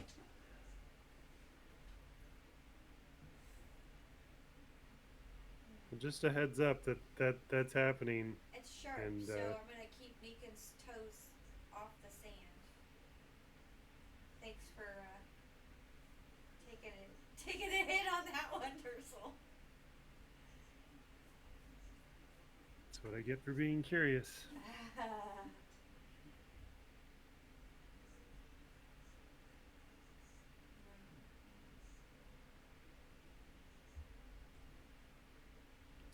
I know anything about different Fae habitats. This doesn't seem to be anything you've ever heard of. I'm just saying, like a habitat for different Fae. Oh, tons of Fae uses bones as defense and No, decorations, but not. Cave versus tree versus. Oh no, because there's so many that use caves versus trees versus mushrooms. You know, Yeah. Faes live in so many various things. They're kind of like the Romani of the D&D world.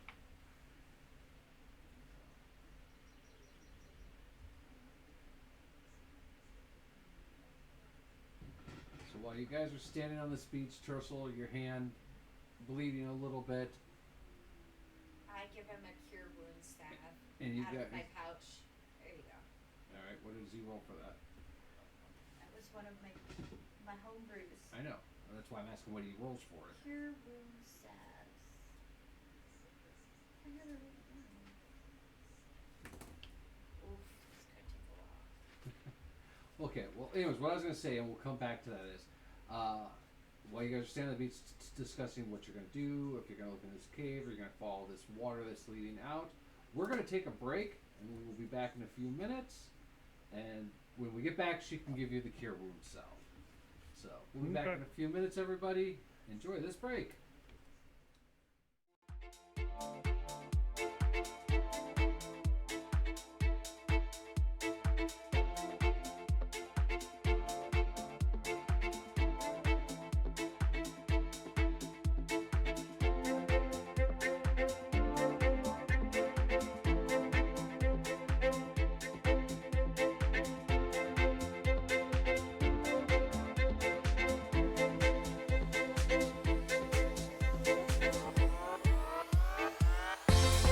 "62 kids like me enter a CMN hospital every minute."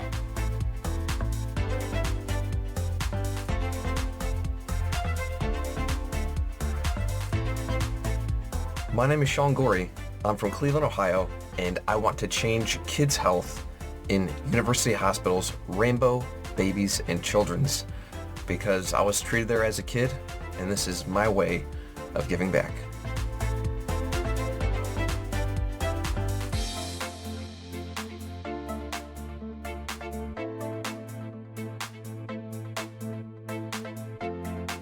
Kids can't wait.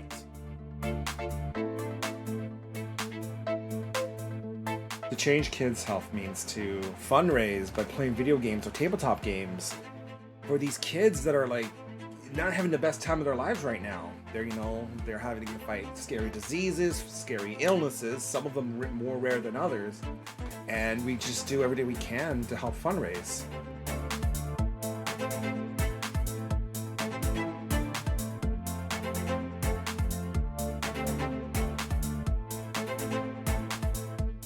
What's up, Extra Life? I'm so inspired to hear about all you're doing to help sick and injured kids treated in your local community, and the fact that you guys are playing games to help these kids is it's amazing on many levels. It's fun, but it's also making such a huge impact. So congrats on the millions of dollars raised today, and good luck with the rest of game day. And break a leg. Do you say break a leg when you're playing games? Probably not. That's more of an actor thing. Okay, just have fun.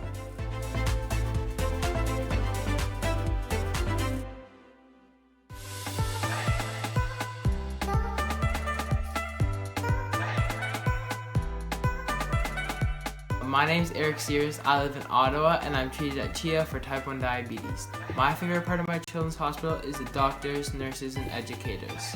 When I show up to my checkups, I get high fives and hugs, and they're so supportive. They're just awesome.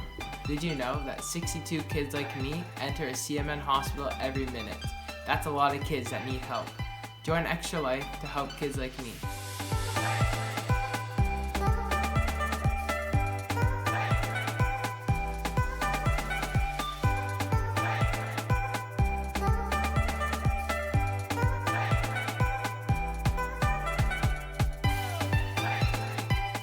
My name is Defy, and I'm from the East Coast of Canada, and I want to change kids' health at the IWK Children's Hospital because as a father myself, I know they're always going to be there for me if and when I need them.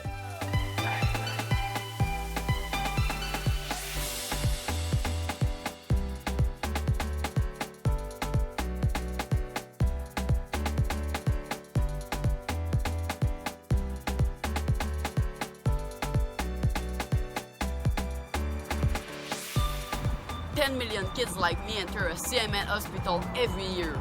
For me, I entered my children's hospital when I was 9 years old for my miracle story. Happy to report that my health is on the up, and it's all because of gamers like you.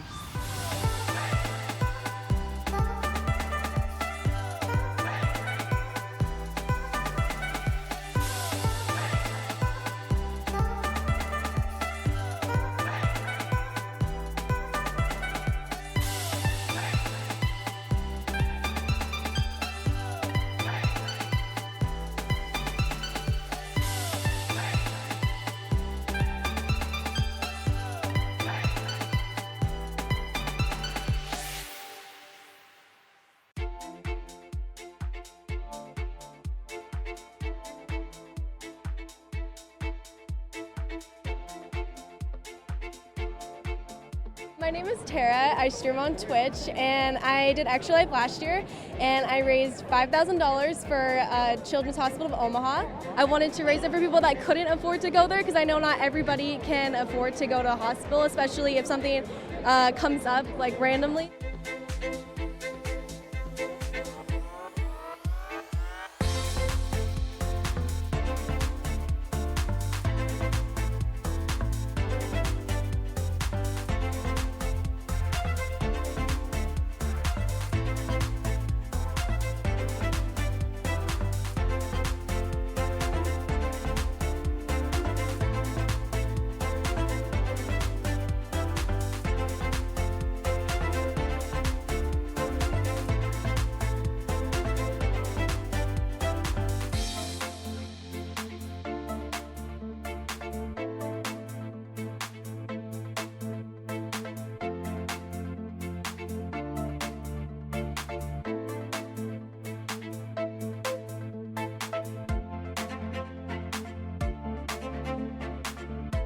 So my why to help kids' health at KU Pediatrics is because of my cousin Teague. She has been battling cancer for a few years now, and she's 6, and I just can't wait till she becomes this amazing, incredible individual as an adult and has gone through that thanks to the support of people like you. What are you doing? Mom, go get my toy. What's that going on the block in the hallway? Got your shades on. He even has like a piece weave in his hair. I know. You are so freaking silly, dude.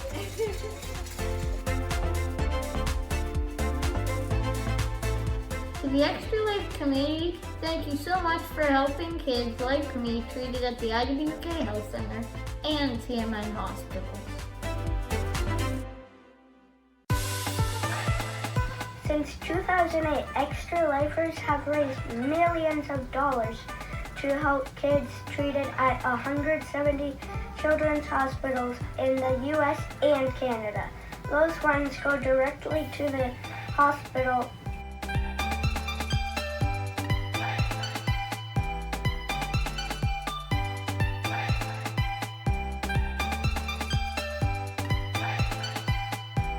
This is my 7th year, so about 7 years ago, he was like, "Oh, you should do this. The good cause, play games for 24 hours," and that's pretty much like the first time I ever streamed my entire life, and I was only doing it for Extra Life. But also, like, I've gone to Seattle Children's Hospital when I was in high school.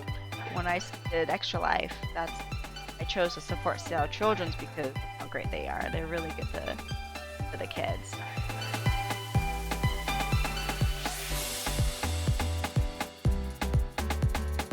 Let's raise a lot of money for Blair Batson!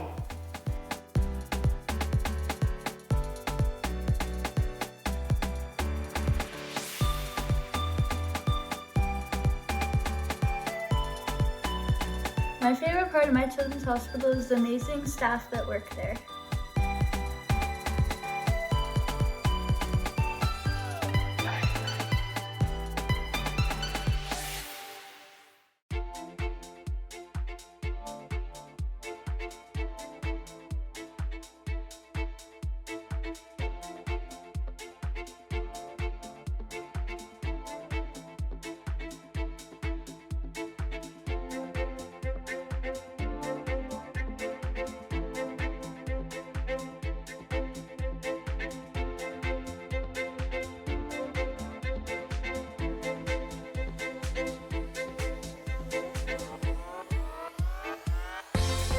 62 kids like me enter a CMN hospital every minute.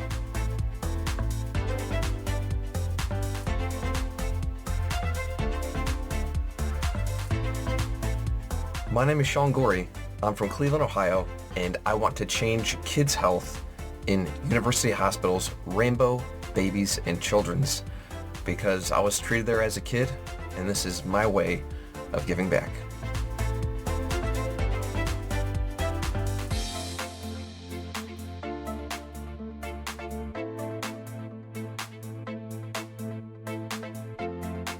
Kids can't wait. To change kids' health means to fundraise by playing video games or tabletop games for these kids that are like not having the best time of their lives right now. They're having to fight scary diseases, scary illnesses, some of them more rare than others, and we just do everything we can to help fundraise.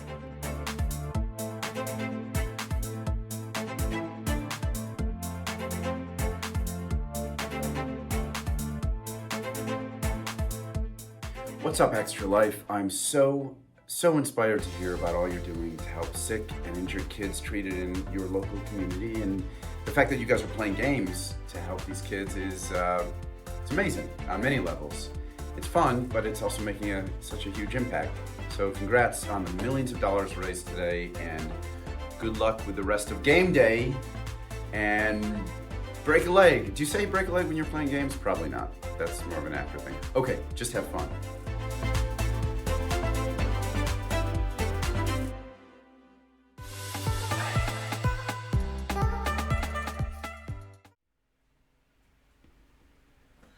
Coming back, reminder that you just watched the Extra Life video, so you know a little bit about Extra Life. You can donate to Extra Life by clicking the link that is in chat or the About Me section. So we do Extra Life all year, every year. Charity that I very strongly support, and Jake supports it too, apparently.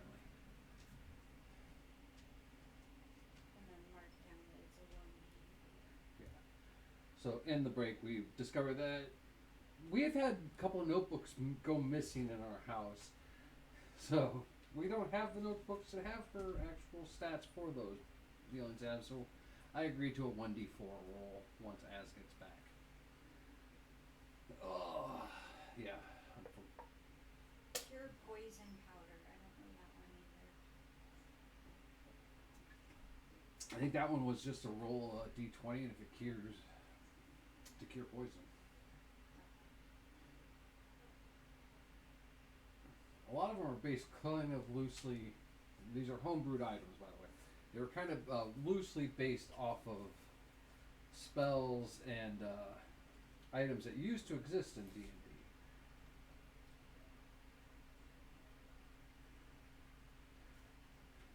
Look and see if. That was just like me creating something. Yeah, I know, but what I gave you, I'm telling you, I got them by combining some old D&D items and some old D&D spells, a little bit of Pathfinder. They're homebrewed items.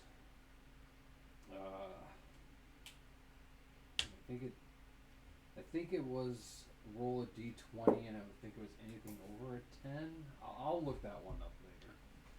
So.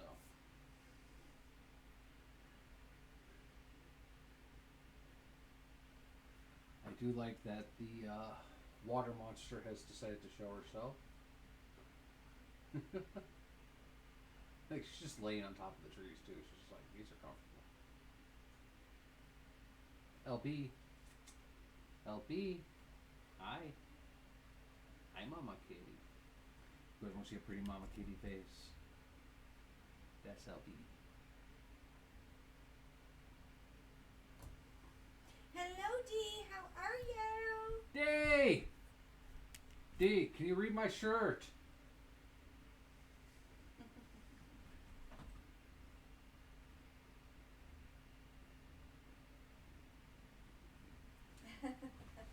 Yeah, tell me what she said. I don't have chat. She hasn't responded to that yet. She said hi to the babies. She's laughing. D. Do you have your phone set up? no, because I have it going in there and going in there. I can't have my phone. Anyways, D. As we'll have to show you the picture I sent him of the 1920s detective horror costume that I'll be wearing at Crypticon. I don't know. Did I post Bob wearing it? Okay. Or check Facebook because I put it on there too. She says, I love it. I just got a As 1920s. the monster that lives in the lake has decided to pop its head out. I knew there was going to be a monster. She looks like she's tired of your shit. Like, yeah. That's Mama. She's attack the tired of trees it. now, fucker. Yeah. That's Mama Kitty. One of her sons is sniffing her ass and she got upset. Alright, so as we were explaining this while you were saw breakcast. We've had notebooks go missing here at the house. We don't know why. Like I couldn't find Pharaoh's stuff until like yesterday. I finally found it. But we can't find the notebook that has the stats, so I let her go with it's going to be a 1d4 roll. I will let you guys decide who wants to roll. Either you can let the druid roll it, or you can let the cleric roll it. Sarah can roll since she's treating my hands and whatnot. Yeah, just think of a Neosporin packet. Mm-hmm. That is a 3. 3? So yeah, you heal for 3 points of damage. The wound kind of gets clotted up with this cream stuff. It shouldn't leave a scar, nothing. This stuff is good stuff. I think Jake. I gave you a bunch to sell at your booth. Oh, God, I can't wait to go back to the city.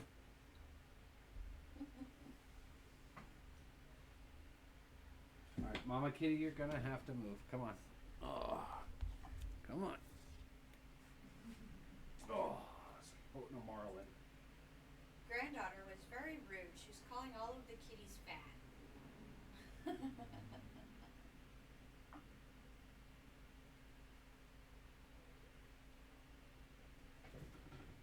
The youngest granddaughter is very interested in, cosmic horror now. Sure she is. She's not even a year old. She's just learning to start like cruising, it looks like. We just don't have a lot of furniture for her to cruise on.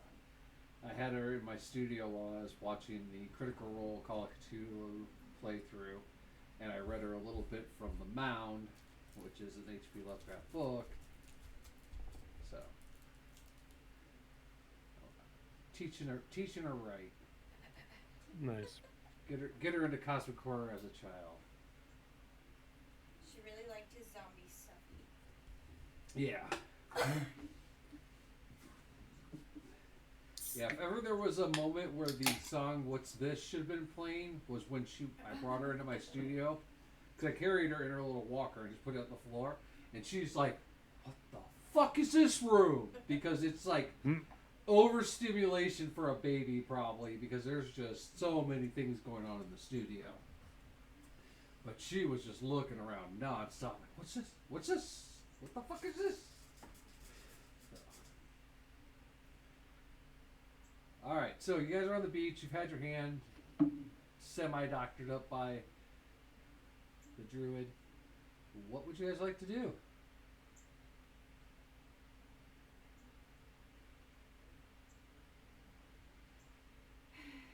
Oh, by the way, Negan has paw pad armor as part of his armor.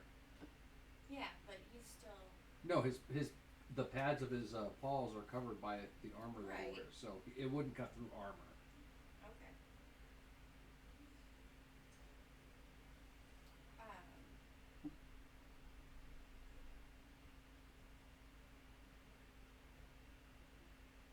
Does this lake give the feeling of the never-ending water? Roll a d20. Is it? Yeah, fine. I do have that monocle too. Oh yeah, you do. But what does that do again? Lets me see the droplet Oh, or yeah. something. Lets you know what you need. That's right. But you can't wear it like all the time or you go blind.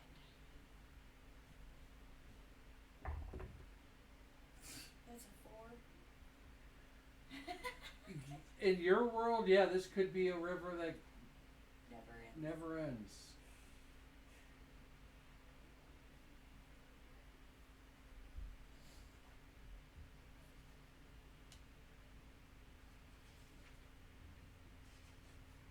What would you like to do, Tercel? I'm definitely eyeballing that cave. The martial part of my brain's like, this is a incredibly indefensible position. I'm kind of on a, do we pull the band-aid off and just go into the fucking cave, or are we going to try to continue navigating around to find a way out of this? Yeah, we're looking for a pit? never-ending stream.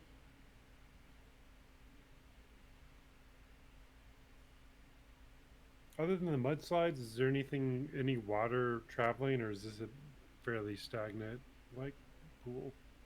Roll a perception check. I thought you said it was That is an at one. There's water. Mhm. like water's flowing that way. Well, you guys do see water flowing out of that one exit, but whether or not this pond is stagnant or not, Tercel's there's water. It's pretty. It's wet. All right, we can go cave or we can go down the waterway. Mhm. I mean, if the water's going somewhere, it has to be lower, which I'd like to think theoretically would lead to a valley or a river basin or whatever. But I Instead mean, of doing the cave. yeah, who knows what we're gonna find in the cave?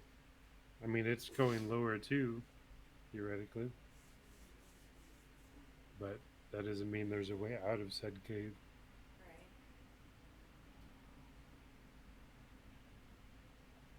All right, what do you know of this never-ending stream? What stories do you know? She looks at you and she's like, I know it never ends. Other than that, I've never heard of it before. This is not a part of the Pharaoh I've been to. Leave it to my fucking sister. Your mother too. She's like, this is why I stay in the pubs. I understand the drinking now.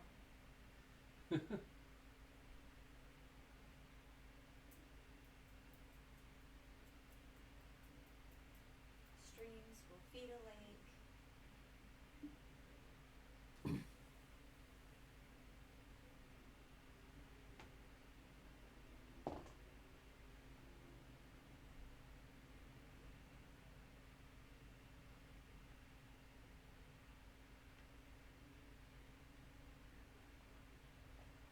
So I want to take the waterway then. Let's do that. So Alright, so we'll you walk guys start walking around. Alright, as you guys start walking away from the cave entrance area there, Tercel, roll a perception roll. I have a 20 passive. And I'm running out of reliable dice. This is a specific look. 11.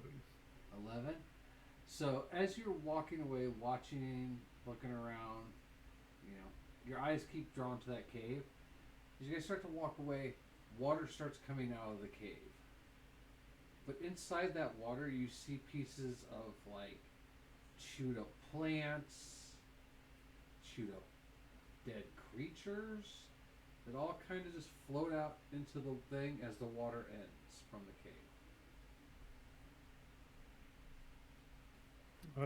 Something's, the shit's leaving the cave.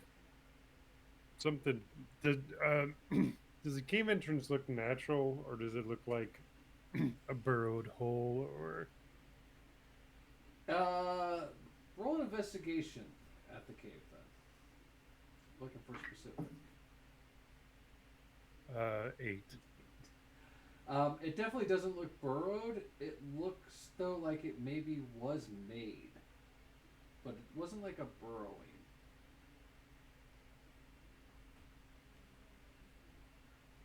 Well, that's not a natural cave, at the very least.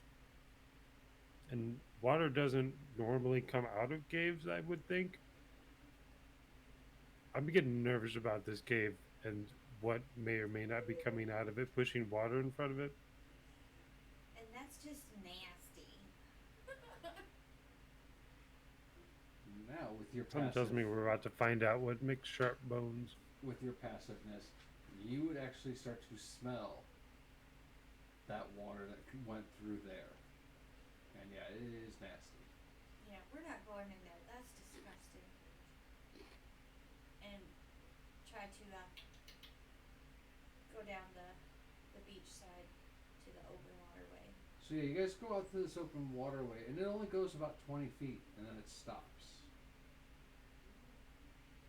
And then there's a cliff wall there, which is straight up from where the water is.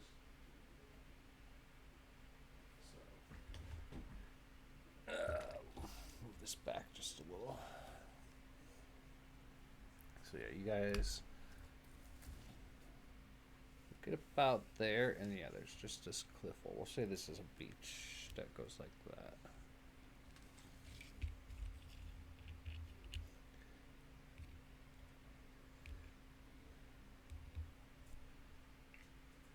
So I look for some stream that feeds this lake off of that.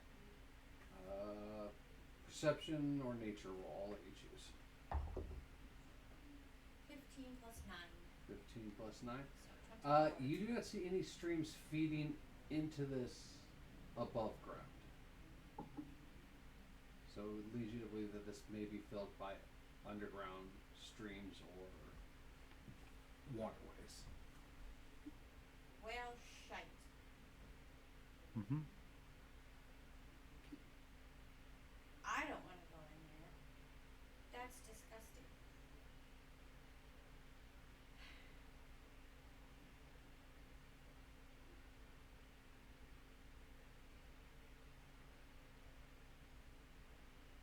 I don't know that we have much of an option. Nope. Alright. I get out some peppermint oil. Here, you want some? I've honestly smelled worse, but I will don my shield and pull out my mace, light it up just for preparation's sake. All right, into the fucking frying pan. Alright, so you guys are entering the cave? Yeah. Alright, so you guys go in the cave, and it goes back about 15 feet. It's about 8 foot tall, but then when you get to the very back where that 15 feet ends, there's a shaft that goes straight up, and you see sunlight. But it doesn't look like you're going to be able to climb it because it's like the sides have been eroded over the years, perfectly smooth. And right where you guys are at where that base is, there are chunks of half-eaten creatures, plants, and vegetables, all just kind of rotting there. Like somebody's using this hole as a garbage disposal? Perhaps? Can I examine something meaty and chunky to see if they're what is the manner of dismemberment? Was it chewing or cutting or? Sure. I'll give you go ahead and roll advantage due to your medical history. 18. 18. Yeah, you stick your hands down, kind of move some of the stuff around, look at it. It's definitely been chewed, but most of the damage you see is almost acidic.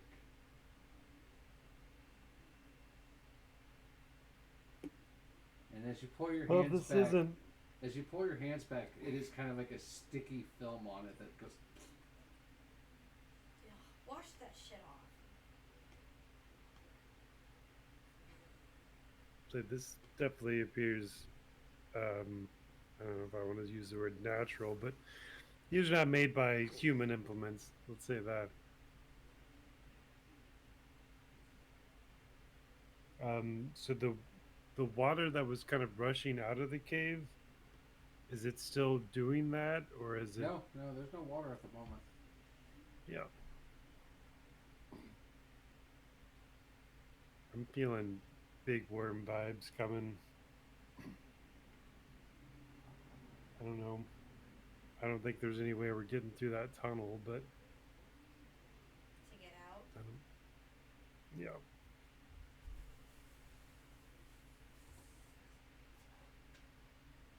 I can misty step. I can't take any of you with me. We need to get one of those dune thumping devices. See if we can ride this thing to the never-ending river. Well, I can cast Windwalk on all of us. And then we just turn into a mist. And we can travel far, quickly. As wind. I mean, does it give us a fly speed? It's fast. It is, If we can fly, then you could get us through this fucking tunnel above us easily. me and up to 10 willing creatures will assume a gaseous form for 8 hours, appearing as wisps of cloud, while in this form, flying speed of 300 feet, and has resistance to damage from non-magical weapons. The only actions you can take in this form are dash, or to revert to its normal form. Reverting takes a minute, during which time a creature is incapacitated and can't move. Until a spell ends, a creature can revert to cloud form, which also requires a 1-minute transformation. So it's like, for 8 hours, you can be a cloud, be not a cloud, be a cloud, not a cloud, be a cloud, not a cloud. So you can, but it just takes a minute between each transformation.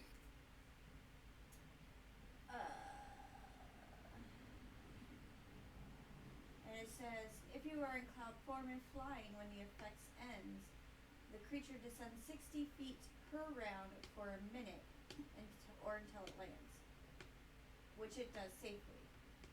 If it can't land after a minute, the creature falls the remaining distance. Yeah, so it means if you're farther than 360 feet. No, if you're farther than 60 feet up. No, it's 60 feet per minute. Yeah, but it's a minute. So if you are higher than 60 feet Okay. when the spell ends, anything Okay. over 60 Yeah, feet, I you got take you. damage for it. I got you. So do you want to be a cloud?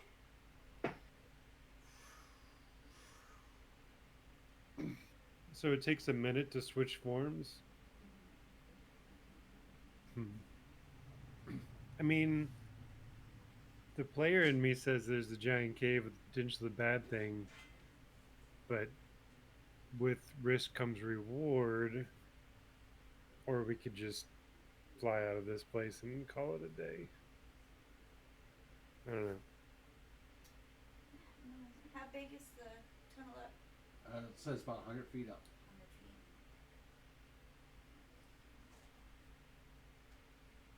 Feyre, do you have fly? I don't think bards get fly as a spell. No.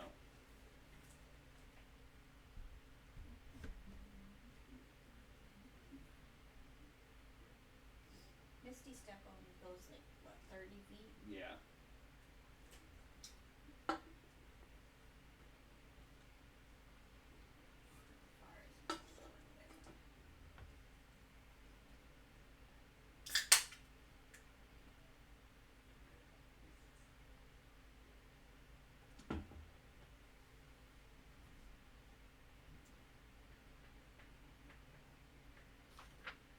Thorn Whip, how far?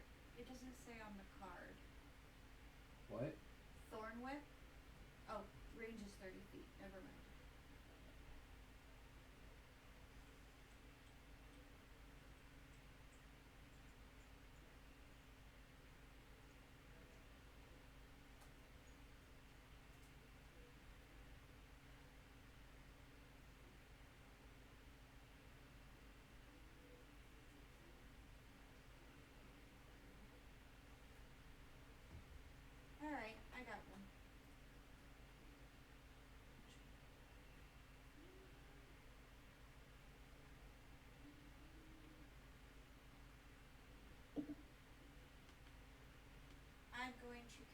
spider climb on myself, Okay.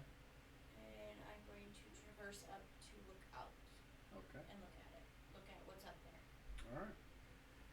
As you're climbing up, you get about halfway. I need a dexterity save.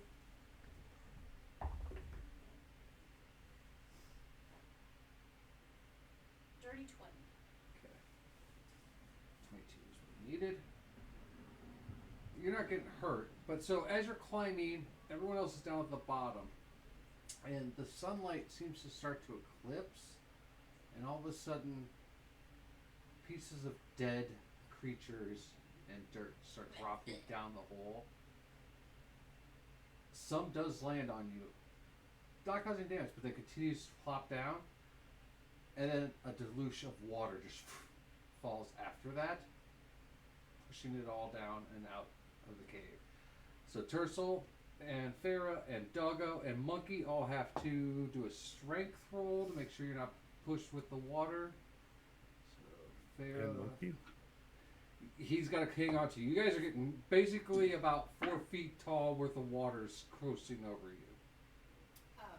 Well, I got a 5 and he got a 13. All right. The monkey hangs on to you, but you get pushed out into the lake along with Farah. Negan, you said strength? Yes. 22. Okay. Right? Doggo stands there against all odds, and he gets pushed back a little, but he doesn't get blown all the way back out to the lake area. 18 plus 5 is 23. 23. Yeah, seriously. So Doggo, he gets pushed back a little, but he doesn't get pushed back out into the lake like But I Farah, get washed Tercel, out. and the monkey. No, you're still able to hang on. Oh. But you're covered in gunk and then water, and then the light comes back through the hole. I'll quickly. All right. So you Get finish her your up way the up. rest of the way. All right. So we're gonna be splitting you guys up then, since you're now up 100 feet above everybody, out in the what you hope is open, and they're underneath. So I'm gonna start with you. So you make your way out of this hole, And I'm just peeking. and you notice that it goes from stone to like a little bit of dirt to wood. And as you spider climb out over the top of the wood, I'm not out. I'm staying in and looking out the hole. okay, well, I'm talking about the hole at the top. To pull yourself out enough to look around, you realize that this wood is a stump that has been hollowed in the center where this hole goes all the way down. And you see walking away from you about 75 feet tall, just big, bulbous giant stomping away from where you are. Other than that, around this area, there's no trees. All the nature seems to have like just been crushed by its feet. So this is his toilet? To you, yeah, you guys think that maybe you just climbed up through a toilet. So while you're hanging there, we're going to go down and back out to the water. Tercel, you and Farah are now about 3/4 away to the middle of that lake. That's how far you guys were pushed out. What would you like to do? I will begin my descent. End of what I do up there. I guess work my way back to the beach to get out of the lake. Okay, you're wearing plate armor. Genuinely complaining. Scale. Scale? Okay. That's a little better. Give me athletics check. Gotta beat a DC of 18. Not 20. All right. Nice. Strangely enough, Tercel, not the strongest human, but is able to swim in scale armor back to the shore, pull himself up. Your monkey on your shoulder there, the whole ride, kind of rode you like Captain Jack Sparrow as you were swimming. So Sitting on top of my head, just like. Pretty much. Farah has no problem swimming. So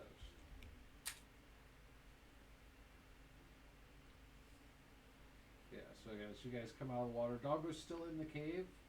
You guys are on the beach, and you are on top of the hole. Now, what are you doing on top of the hole? So I've descended. You're gonna climb back down. Descending. Okay. So To let them know. You climb back down. You make it down to where Doggo is. You don't see Tercel and Thera. So. Judging by what came down, I'm assuming they went out. So I'm gonna go out and Alright. let them know that giant toilet. Yeah. Or water, basin. He just tossed the remainders of what he didn't eat. We could pray for that. Yeah, that's disgusting. It was already pretty disgusting. Now it's disgusting. Hey, everything poops. Just don't want it to be on me. Alright, we can try to go up there.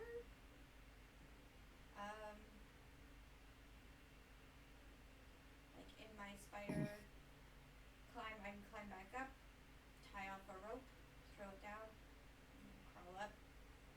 Or I will say, if you do try to climb a rope, since the edges have been water worn down, it is going to be extremely hard, even with a rope, to climb that surface. So, it will be a challenging roll for that. I'm letting Tercel know that because he's not been having great rolls. Hello, Kitty Meow. Or we try to traverse these steep cliff walls out. Which is more difficult, I wonder. I think both have their difficulties. And I mean, based off of Detrius Flow, there's been 2 giants that have used this toilet. Maybe this is the Greek, communal toilet that everybody's using. Like how much time we have for the next giant comes in and relieves himself or herself. I know giants don't live in large communities, do they? Some do.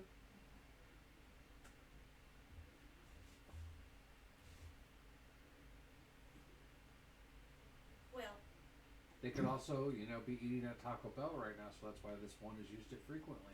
You never know. They were actually vegetarians and they got a bad dose of shredded lettuce. We're just Doesn't lucky that the explain the, explosiveness hasn't been as bad as it was earlier this week. doesn't explain the half-eaten carcasses, though. Because they're not vegetarians. Giants are never vegetarians. So yeah. In fact, you should be questioning why there's vegetation in it. They're not big on salads. So, do we want to traverse these walls or go up the toilet? Like a snake. How long does your spider climb last? Spider couldn't last quite a while. So we could climbing the rock. Well, the rock slide in might generate more rock slides though. But with the rope and something tethered to it, it might be a little easier than climbing up a extremely slick, Turlet. tall, round surface. Yeah. Well, it's an hour for spider climb, so I can climb up one of these cliff faces, tie a rope off. Yeah. I guess we could do one above an already slid in part, so there's less likely of us getting buried in shit. No, I can't say shit because we've already seen that. So buried in more landslides or something. Anywhere you see it kind of going in like that on the map, there is an area where a landslide has happened.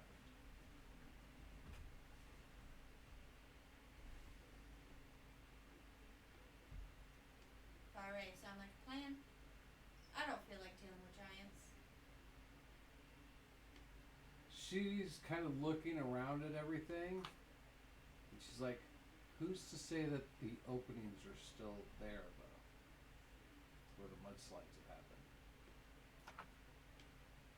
Openings. We were on flat ground that just caved in, and we went down a mudslide. How do we know it didn't fold in on itself at the top? I'm just trying to get to the top of this cliff face.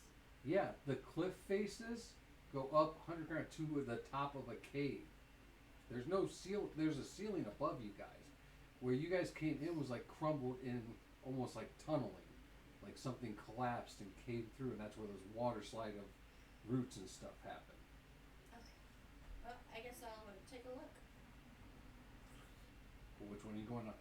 I'm just gonna go up this wall and kind of go along the edges to see if I see an exit. Roll 4 different D100s. Hundreds. Yep.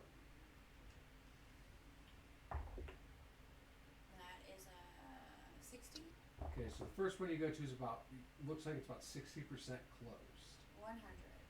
That one's completely clogged. 30. That one, so far, is your best option. And a 90. That one's pretty much all. So your best option is the one you guys just came down. It's about 30% clogged up. So it will be a rough climb up for anyone who doesn't have spider walk. And it might have some spots where it is going to be tight fit.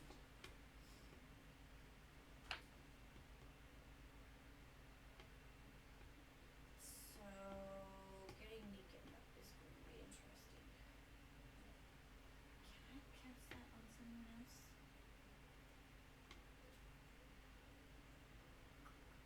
A willing creature.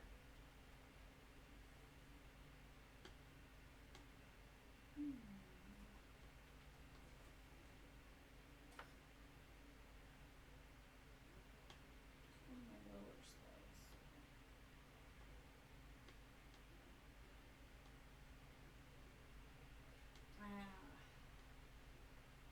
I would tell Nika, and I'm like, ooh, this shall be fun. Get ready to spider climb. Because that's the only way we're going to get him up. Well, he is going to have problems getting through some of the areas because of his Yes. size. Right. And it would be even more difficult if he couldn't move himself. Right. So, I'm going to take Meekin up with me. Like, so I'll climb back down, cast it on him, and have him follow me out where the 30% is. Alright. Get out, and then we're going to tie something off, a rope off. Before you do all of that, I'm just saying, this is the plan. Yeah. So we're gonna climb out, tie off a rope, I'm gonna climb back down with the end of the rope for them. So before the plan starts, you guys have to walk all the way back around the edge of the water there, and then get back to that spot. Well, we're gonna spider climb. Farah, Tercel, Oh, not- monkey. Yeah. All I have figured they to could walk stay- around the edge. Yeah. Is what I'm saying. Or they could stay on the beach until we come back down. The beach is here. You're going to be there. So they need to make their way to that if that's the exit you're choosing to go with. Right. Why would they just stand there waiting on the beach? Because then they're not in the water. If they want. I'm not telling them what they have to do. It's up to you, Tercel. What do you want to do? And we're have to get there eventually anyway. I mean, better to know what the danger is before we're halfway up a rock slide if something does happen. Farah looks at it and goes, I'd rather not be on the side of that. And she points to the cave. She goes, I'll go over there.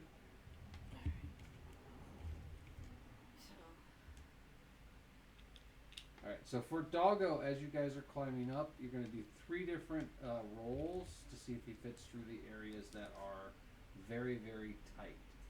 So it's just a regular D20. It's going to get harder each time. So Mercy roll. What is it? Just a straight D20. Oh, does it add to anything? No, because it's his size versus the hole. 2. 2. First one, he squeezes through just barely. Tercel and Farah, you both need to make a dex saving throw. 14 is the AC on it. 13. Tercel, you hear and then feel a couple rocks come out of the hole as Doggo dislodges and forces himself through that first closing. You get hit in the head by a rock, take 1 point of damage. Okay, second hole. 14. 14. That time, Doggo does make it through. He gets as Winnie the Pooh as possible, thick and thin. Very doggy little. Makes it through that one. Last one. 15. 15. That time, yeah, he gets about halfway through and gets stuck. And he's just digging at this point. Kicking stuff back down towards everybody. So, Tercel and Farah, you need to make a dex save. This time, 12. Nope. Alright, so you take 2 points damage as more rocks hit your head. Hey, he's just making the hole bigger for you guys. It does make it bigger. Putting that for dog on a fucking diet when we get back to the mansion or whatever. You gotta remember, he's a huge dire wolf and has armor on. So he's already got a pretty wide mass. Not to mention his That's very logical, but Tercel's getting pelted with rocks, and so he's just saying what comes to mind. Oh, I'm just saying, just remember that besides the fact that he's a fat dog who eats lots of sausages, he's also a fat dog with armor on, so you probably shouldn't have went through the tight holes. There's no other way he was getting through. I don't know. There might have been. Alright, so you make it to the top. Yes. You dig your way out because it did kind of collapse in on itself up there. But you dig your way out. You are back at the spot where you guys fell down. And you see that the ground is kind of divoted down, filling in on itself. Several trees have fallen in that area. The bone fairy or tooth fairies don't seem to be around anymore. Well, I find a stable tree, one that hasn't, caved in. Alright. Start tying ropes. Okay. Negan stays, and I go back through. Alright. So you make your way back down. This firewall. A little faster, because it's like, shing, shing, shing. I'm just sliding. Yeah. Alright, so for Tercel and Farah to climb up, the holes should be bigger, but we will do 3 athletics rolls for this.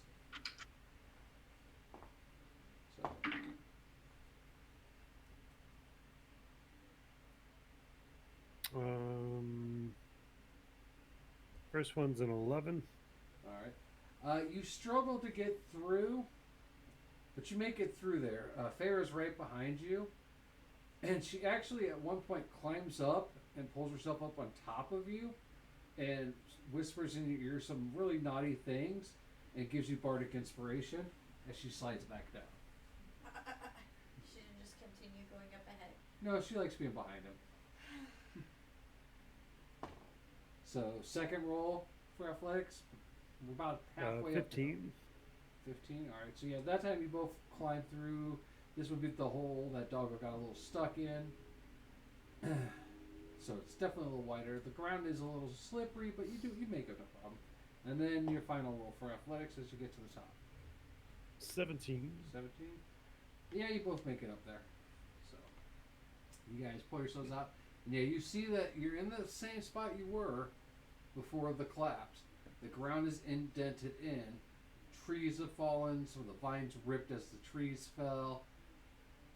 Looks like an area that has been washed out. I will pull up the rope Alright. back in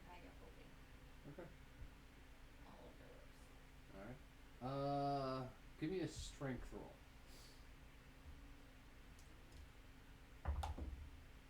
Nat 20. The Plus rope 2, 22. seems harder to pull up than it should. You give it your all, and as you pull it out, at the very end of the rope is a rather large rat attached to it, looking a little angry. Get off! You're just gonna shake it? Yeah. Get it off my rope. It's got it in its mouth. It's like a cat with a toy. Like, Terso, cut this end of the rope off. Okay. What's that rat doing on your rope? I don't know. Is it just latched on, Yep. biting it, not letting go? Not letting go. I'd say, we could stab the rat, but I How figured big let him is the have rat? that end of the rope. this rat's about the size of a small, like, poodle. It's pretty big. I'm just saying, let him have that end of the rope. I don't care. Just cut that piece off. Okay. Well, I'll cut off the end of the rope. Oh yeah, you cut it off, and as soon as you do, it runs and dives back into the sunken area and disappears under the ground. So how much rope do we lose? About 2 feet.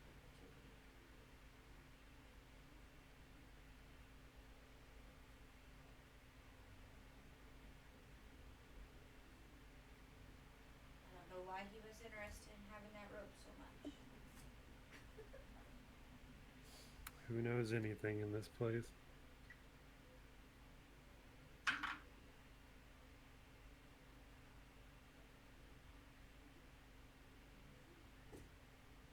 Alright. So, carefully move it out of this area, going in the same direction that the plants had given us an archway for. Alright. So you guys carefully skirt around where you clearly see it sunk in, and you get to where that arch is. You go around the arch. And there's a bunch of trees. You make your way through. It takes about 20 minutes. And you guys come to a clearing. And in this clearing is a large stump of wood and a bunch of flattened trees and plants. Well, son of a bitch. The DM took us back to the fucking giants. Oh, is this where the toilet's at? Yes! You guys weren't smart enough to figure out if you looked at where you fell to where that hole was, it's the same direction. There, it's on the map right there. Don't give me that look. No, it didn't.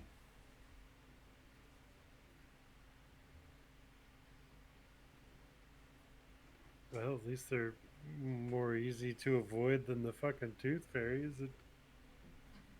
Maybe they cleared off enough vegetation we could get eyes on the river.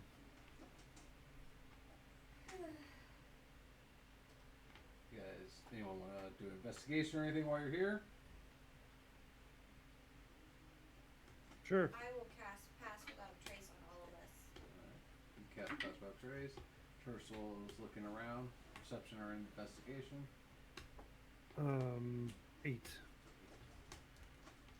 Right above the hole, there's one tree branch connected to a tree that's just as large as a stump that has been turned into this toilet. And hanging from it is a bucket. And you can see a single droplet of water falling from that bucket. You see above that is a continual stream of water coming down branches of trees to that bucket. Shit. Monocle, shit. I'm gonna pull out my monocle, put it on, and get a good look at this. Very weird stream of water. Alright, so the way the monocle works is when you put it on, it will show you where the droplet that you need is. So as you look at this bucket and look at that, you don't see it there, but something in your vision tells you to look down. And underneath the ground, far below, you see a pulsating blue drop. I feel like that. I was waiting for it to put the fucking monocle on when you guys were there.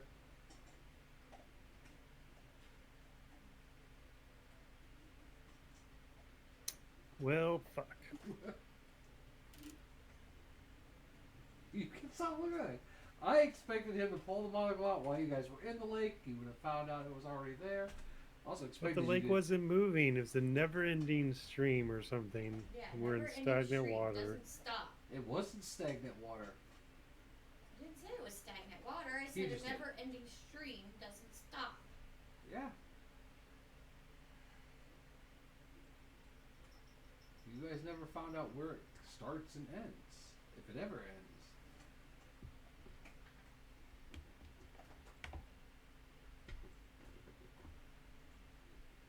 So, as Tercel is looking at that, you guys all feel the ground begin to shake. And you see the trees about 25 feet in front of you, what trees are left, start to kind of bend and give way as you see a huge giant foot stomp down on the ground. What would you guys like to do?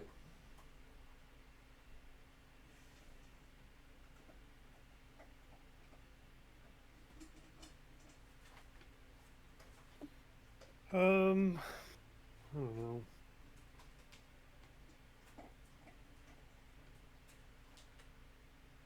Has it been an hour? It has been about 45 minutes.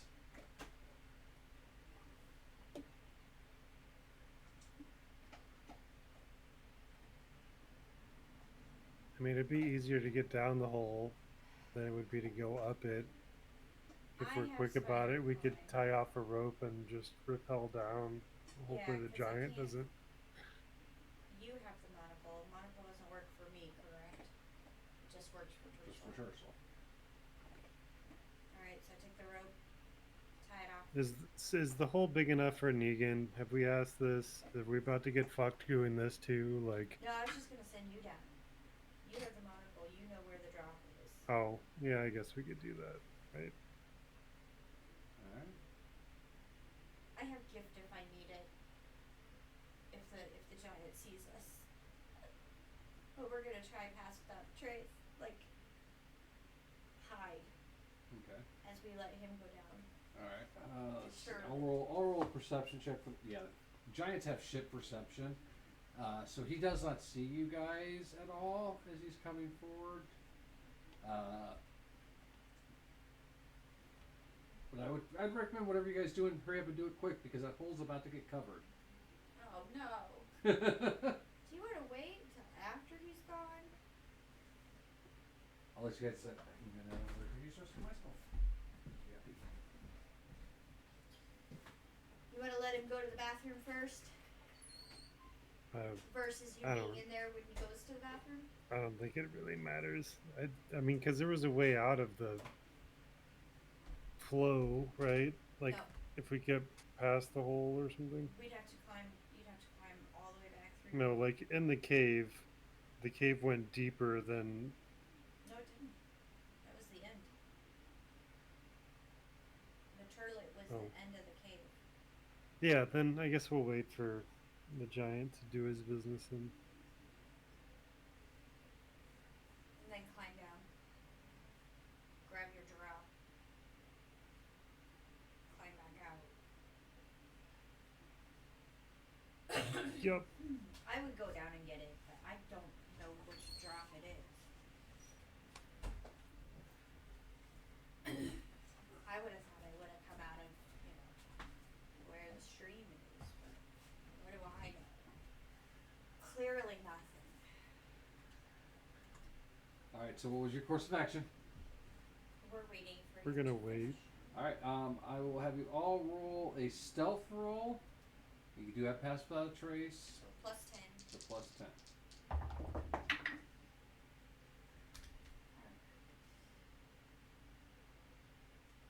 26 for Meekin.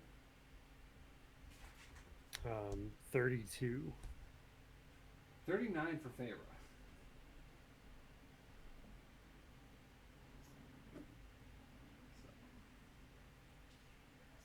I'll say 33 for Sarah. I'd say yeah.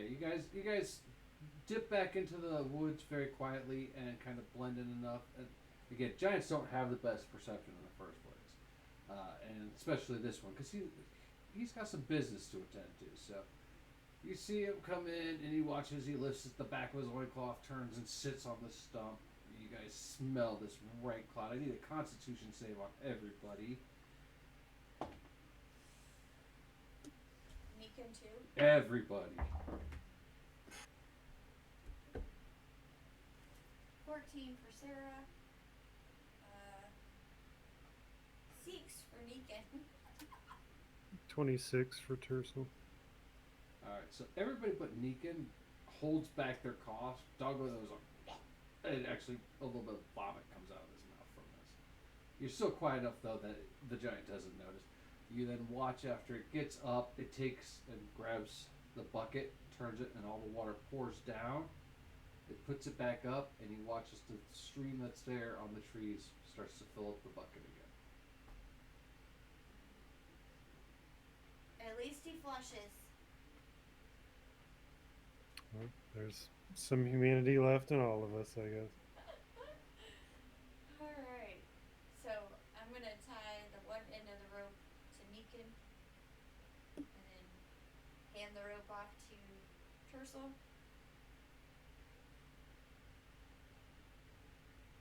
So you're going to scale down this, Tercel?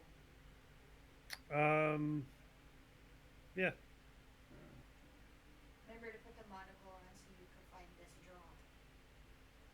I'm gonna cast Enhance Ability on myself, give myself Cat's Grace, so I get advantage on Dex checks. Okay. Assuming I'm gonna use Dex to scale this, or am I using Athletics? It would actually be athletics, so if you want to go with strength, Okay, well then, base instead. Bull's Strength then. Yeah. Alright, so Alright, just give me an athletics roll. We'll see how well you do down the hill. Roll. nope. Athletics. 14. 14. You make it down there. You're not graceful. Okay, you're definitely not like Navy SEAL rappelling down this. It's more like you have a rope in your hand and you're kind of sliding down, kind of bouncing off the walls. But you make it down. You're back at the bottom of that cave then. Alright. Don my monocle and look for gleaming blue lights. You see that ever-present light blue dot the monocle shows, dead ahead of you in the middle of the lake.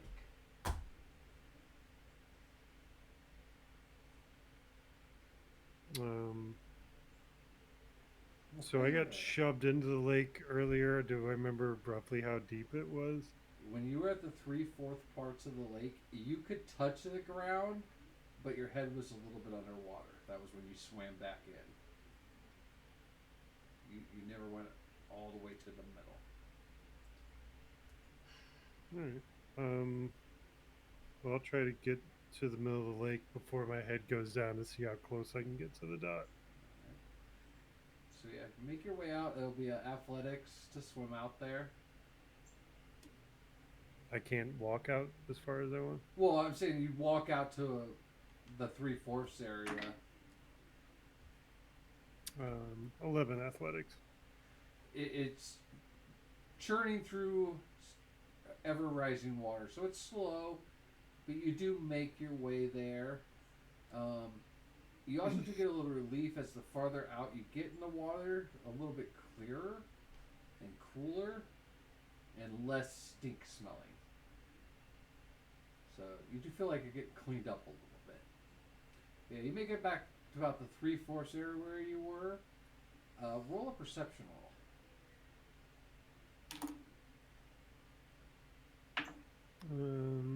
God damn it. 7. 7. That's still enough that you're looking for that blue dot, So you look, and then you looking with your other eye that doesn't have the monocle at the water, you notice that about 20 feet from where you were before, it drops off. Just a straight drop off.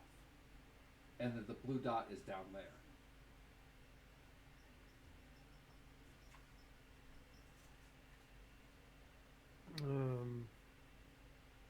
The 20 foot down, and can I see bottom, or I just? No, from where you are, you haven't gotten to the ledge of it yet. So here, look here, Turtle. You're here. You can see that the water just drops from where you are, because you're tall enough to be able to look down and see that there's no more soil there. It's just gone. So it's like another hole that goes down there, and that's where you're standing. You look down from the monocle side. You see the blue dot is down that way.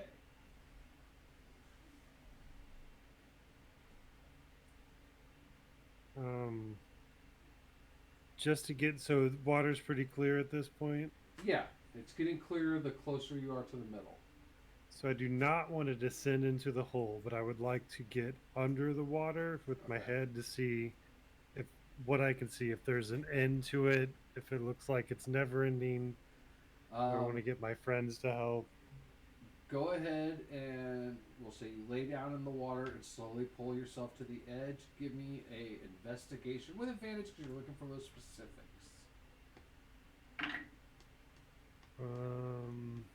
Yeah. Where's my investigation? Why do I must have some kind of thing. So 23 investigation. 23. So from what you see when you look down to where this hole is, first off, the hole is about 20, 25 feet in diameter. And you look down with the monocle saw in your eye, you see that it is down about 50 feet where this drop seems to be sitting. And you do see passages all the way down that 50 feet. Different little tunnels where this water is snaking in and out different directions. You can't tell the flow from where you are, but you get the concept that, this pond either fills or is filled by various sources.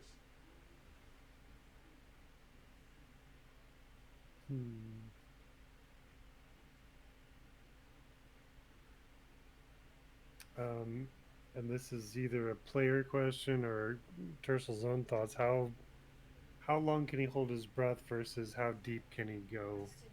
It's Constitution modifier. What's your Constitution modifier? 2. 2? So about 2 minutes. 2 minutes and scale armor. I don't know. I'm probably going to go back and shout up the poo hole to the kids and tell them what's going on down here. That's going to be the name of this episode. Shout up the poo hole. Shout out the poo hole. I will climb down the rope. Alright. So do I need to roll? Yeah, give me an athletics.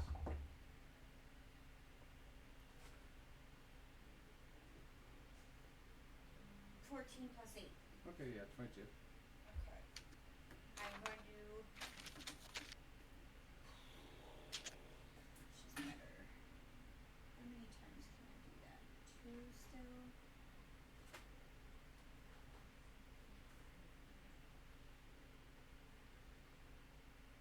Alright, so I am going to polymorph Tercel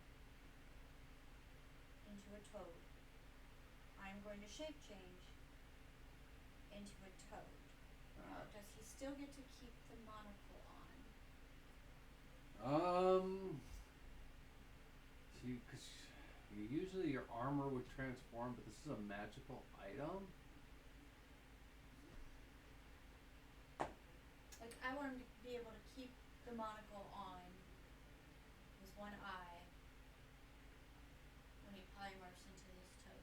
Yeah, I know what you're trying to ask. I don't know if it would or wouldn't.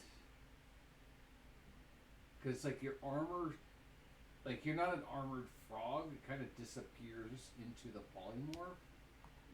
So I'm wondering if the effect... He hands me the monocle, polymorph him, and put the monocle on his eye. Okay, so you before want to I do it that way. You want to try to dress a frog.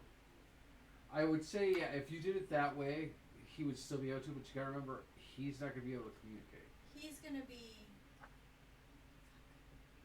Probably more if they can't communicate. So.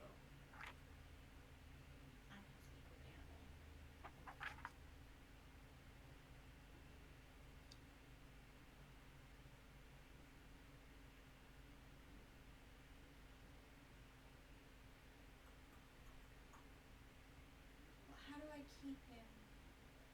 Well, while you're thinking of that too, what is Deacon doing?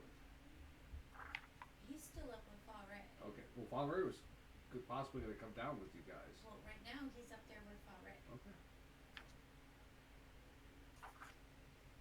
So I'm trying to think of how to get. Because if he's the only one that can use the monocle, and he certainly can't hold his breath long enough to get down that far.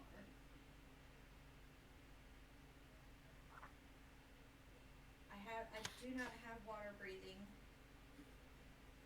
after this long rest. I did not choose water breathing, because why would I?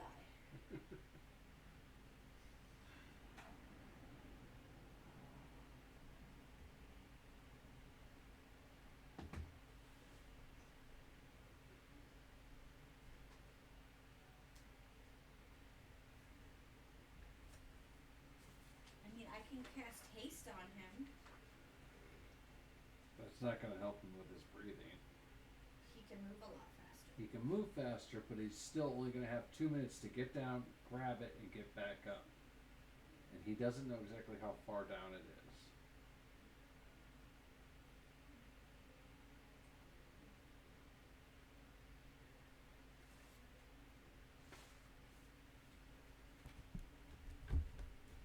Well, he was guessing it was 50 feet down. What if you went down there and I could direct you somehow? I don't know. I guess we don't have any way to do that either. I mean, I can understand common if I'm doing. Yeah, but shape you're going to be change. 50 feet underwater, so you're not going Yeah. to hear me anyway.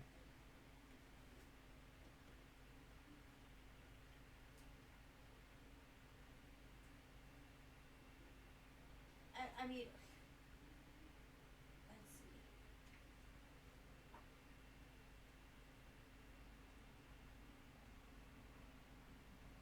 We are level 17.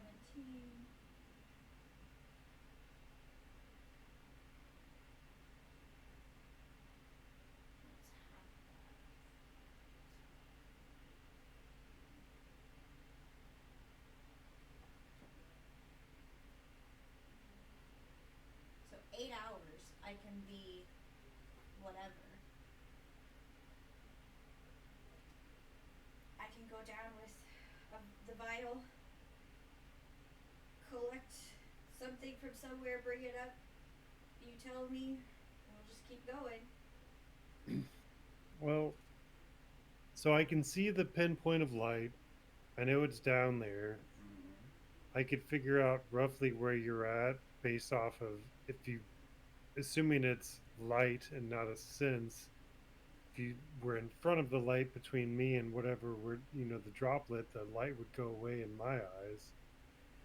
So we could narrow it down, and then I could use something like thaumaturgy goes 30 feet, and I could either try to shout in the water up to 3 times louder as normal, or I could make a harmless tremor in the ground to try to give you some idea that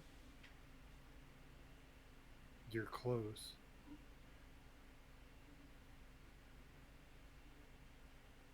I don't know.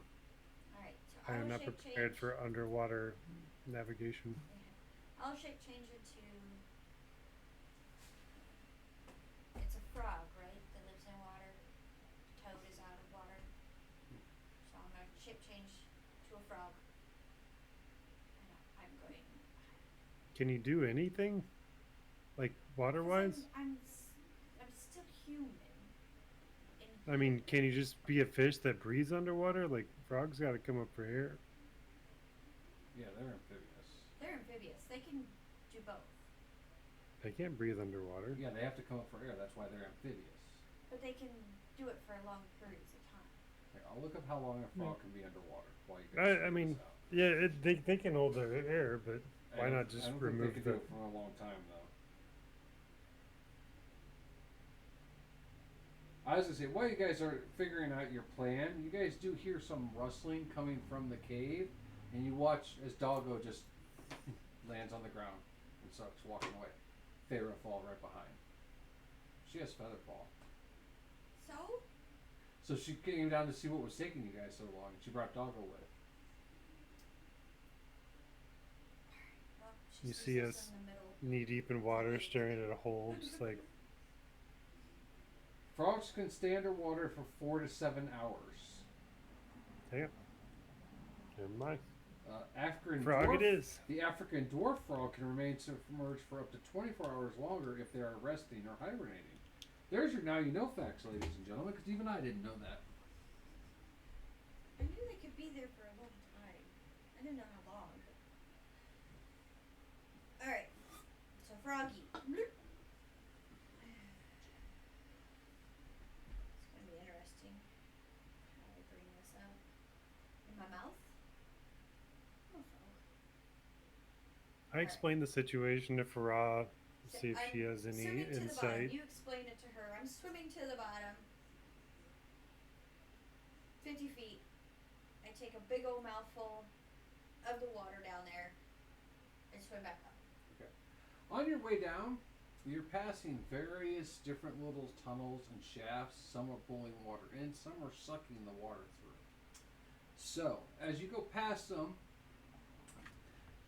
the ones that are blowing out we'll start with. So there's going to be 3 of those. They're just blowing water, so if you get in it, it's going to push you into whatever direction. So this is all swimming at advantage because of frog. So athletics. I don't know what a frog's athletics are. Because, you know, why would I? A new one, guys. D&D frog. So athletics is strength, right?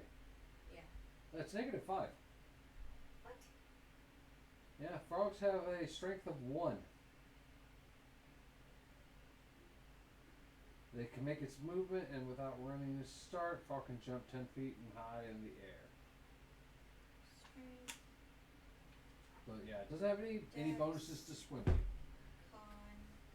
Those are the 3 things that I have to take from them, right? Strength, What? Dex, con. Intellect, wisdom, and charisma is still mine. So Okay. what is the Dex on it? The Dex is a 13, so it's a +1. And Constitution is an 8, so it's a -1.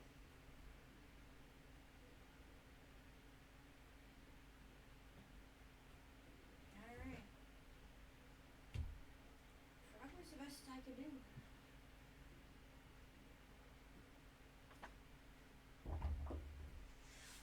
-18 -5, so 13. 13. So yeah, you go past one of these vents that is blowing the water out, and it's strong enough that it slams you into the wall, and then you kind of float back this way, but you're a little disoriented. And what is his HP as well? Oh, HP for a frog. Let's see here. -1 to Constitution. They have 1 hit point. It's 1d4 -1. Or an average of 1. I rolled a 3 -1, so I'll give you 2. You have 2 HP. And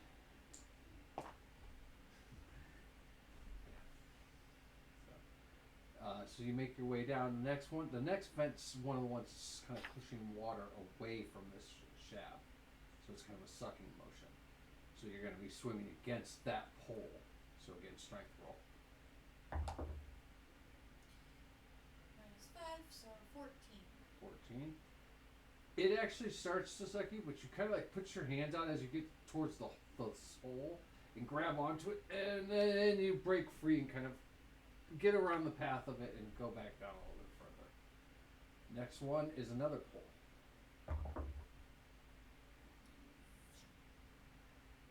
You swim by this one, and it just, and you're sucked through it. Lovely. Who knows where I'm at? Nobody does. And that is actually where we're going to end tonight, as Great. Sarah is sucked into the never-ending flow of this water. Ursula and Farah are up, waiting for her to come back on the shore with Doggo. Sarah's on her own adventure now, guys. So, but that's where we're going to end for today. So I'm going to go see who we can raid out to. Give everybody thanks for coming in. Thanks for watching us and hanging out. Let me go see who we can raid out to. So frog may have been the wrong idea. Well, and he mentioned the various passages. I wasn't thinking they'd be like Right? stream inserts.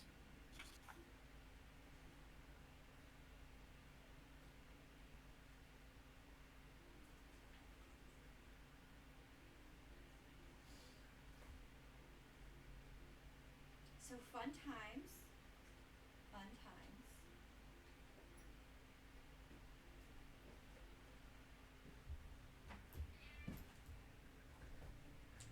Alright, everyone, we're going to raid out to Jay Talbot, who's playing a little State of Decay 2, so let's go give some love to our favorite Welshman. We will be back, hopefully, next weekend for more D&D, but remember, after that, we're going to be starting the convention run, so D&D is going to be up in the air, questionable. Again, thank you for hanging out. Have a safe week, everybody. Let's go give some love to Jay.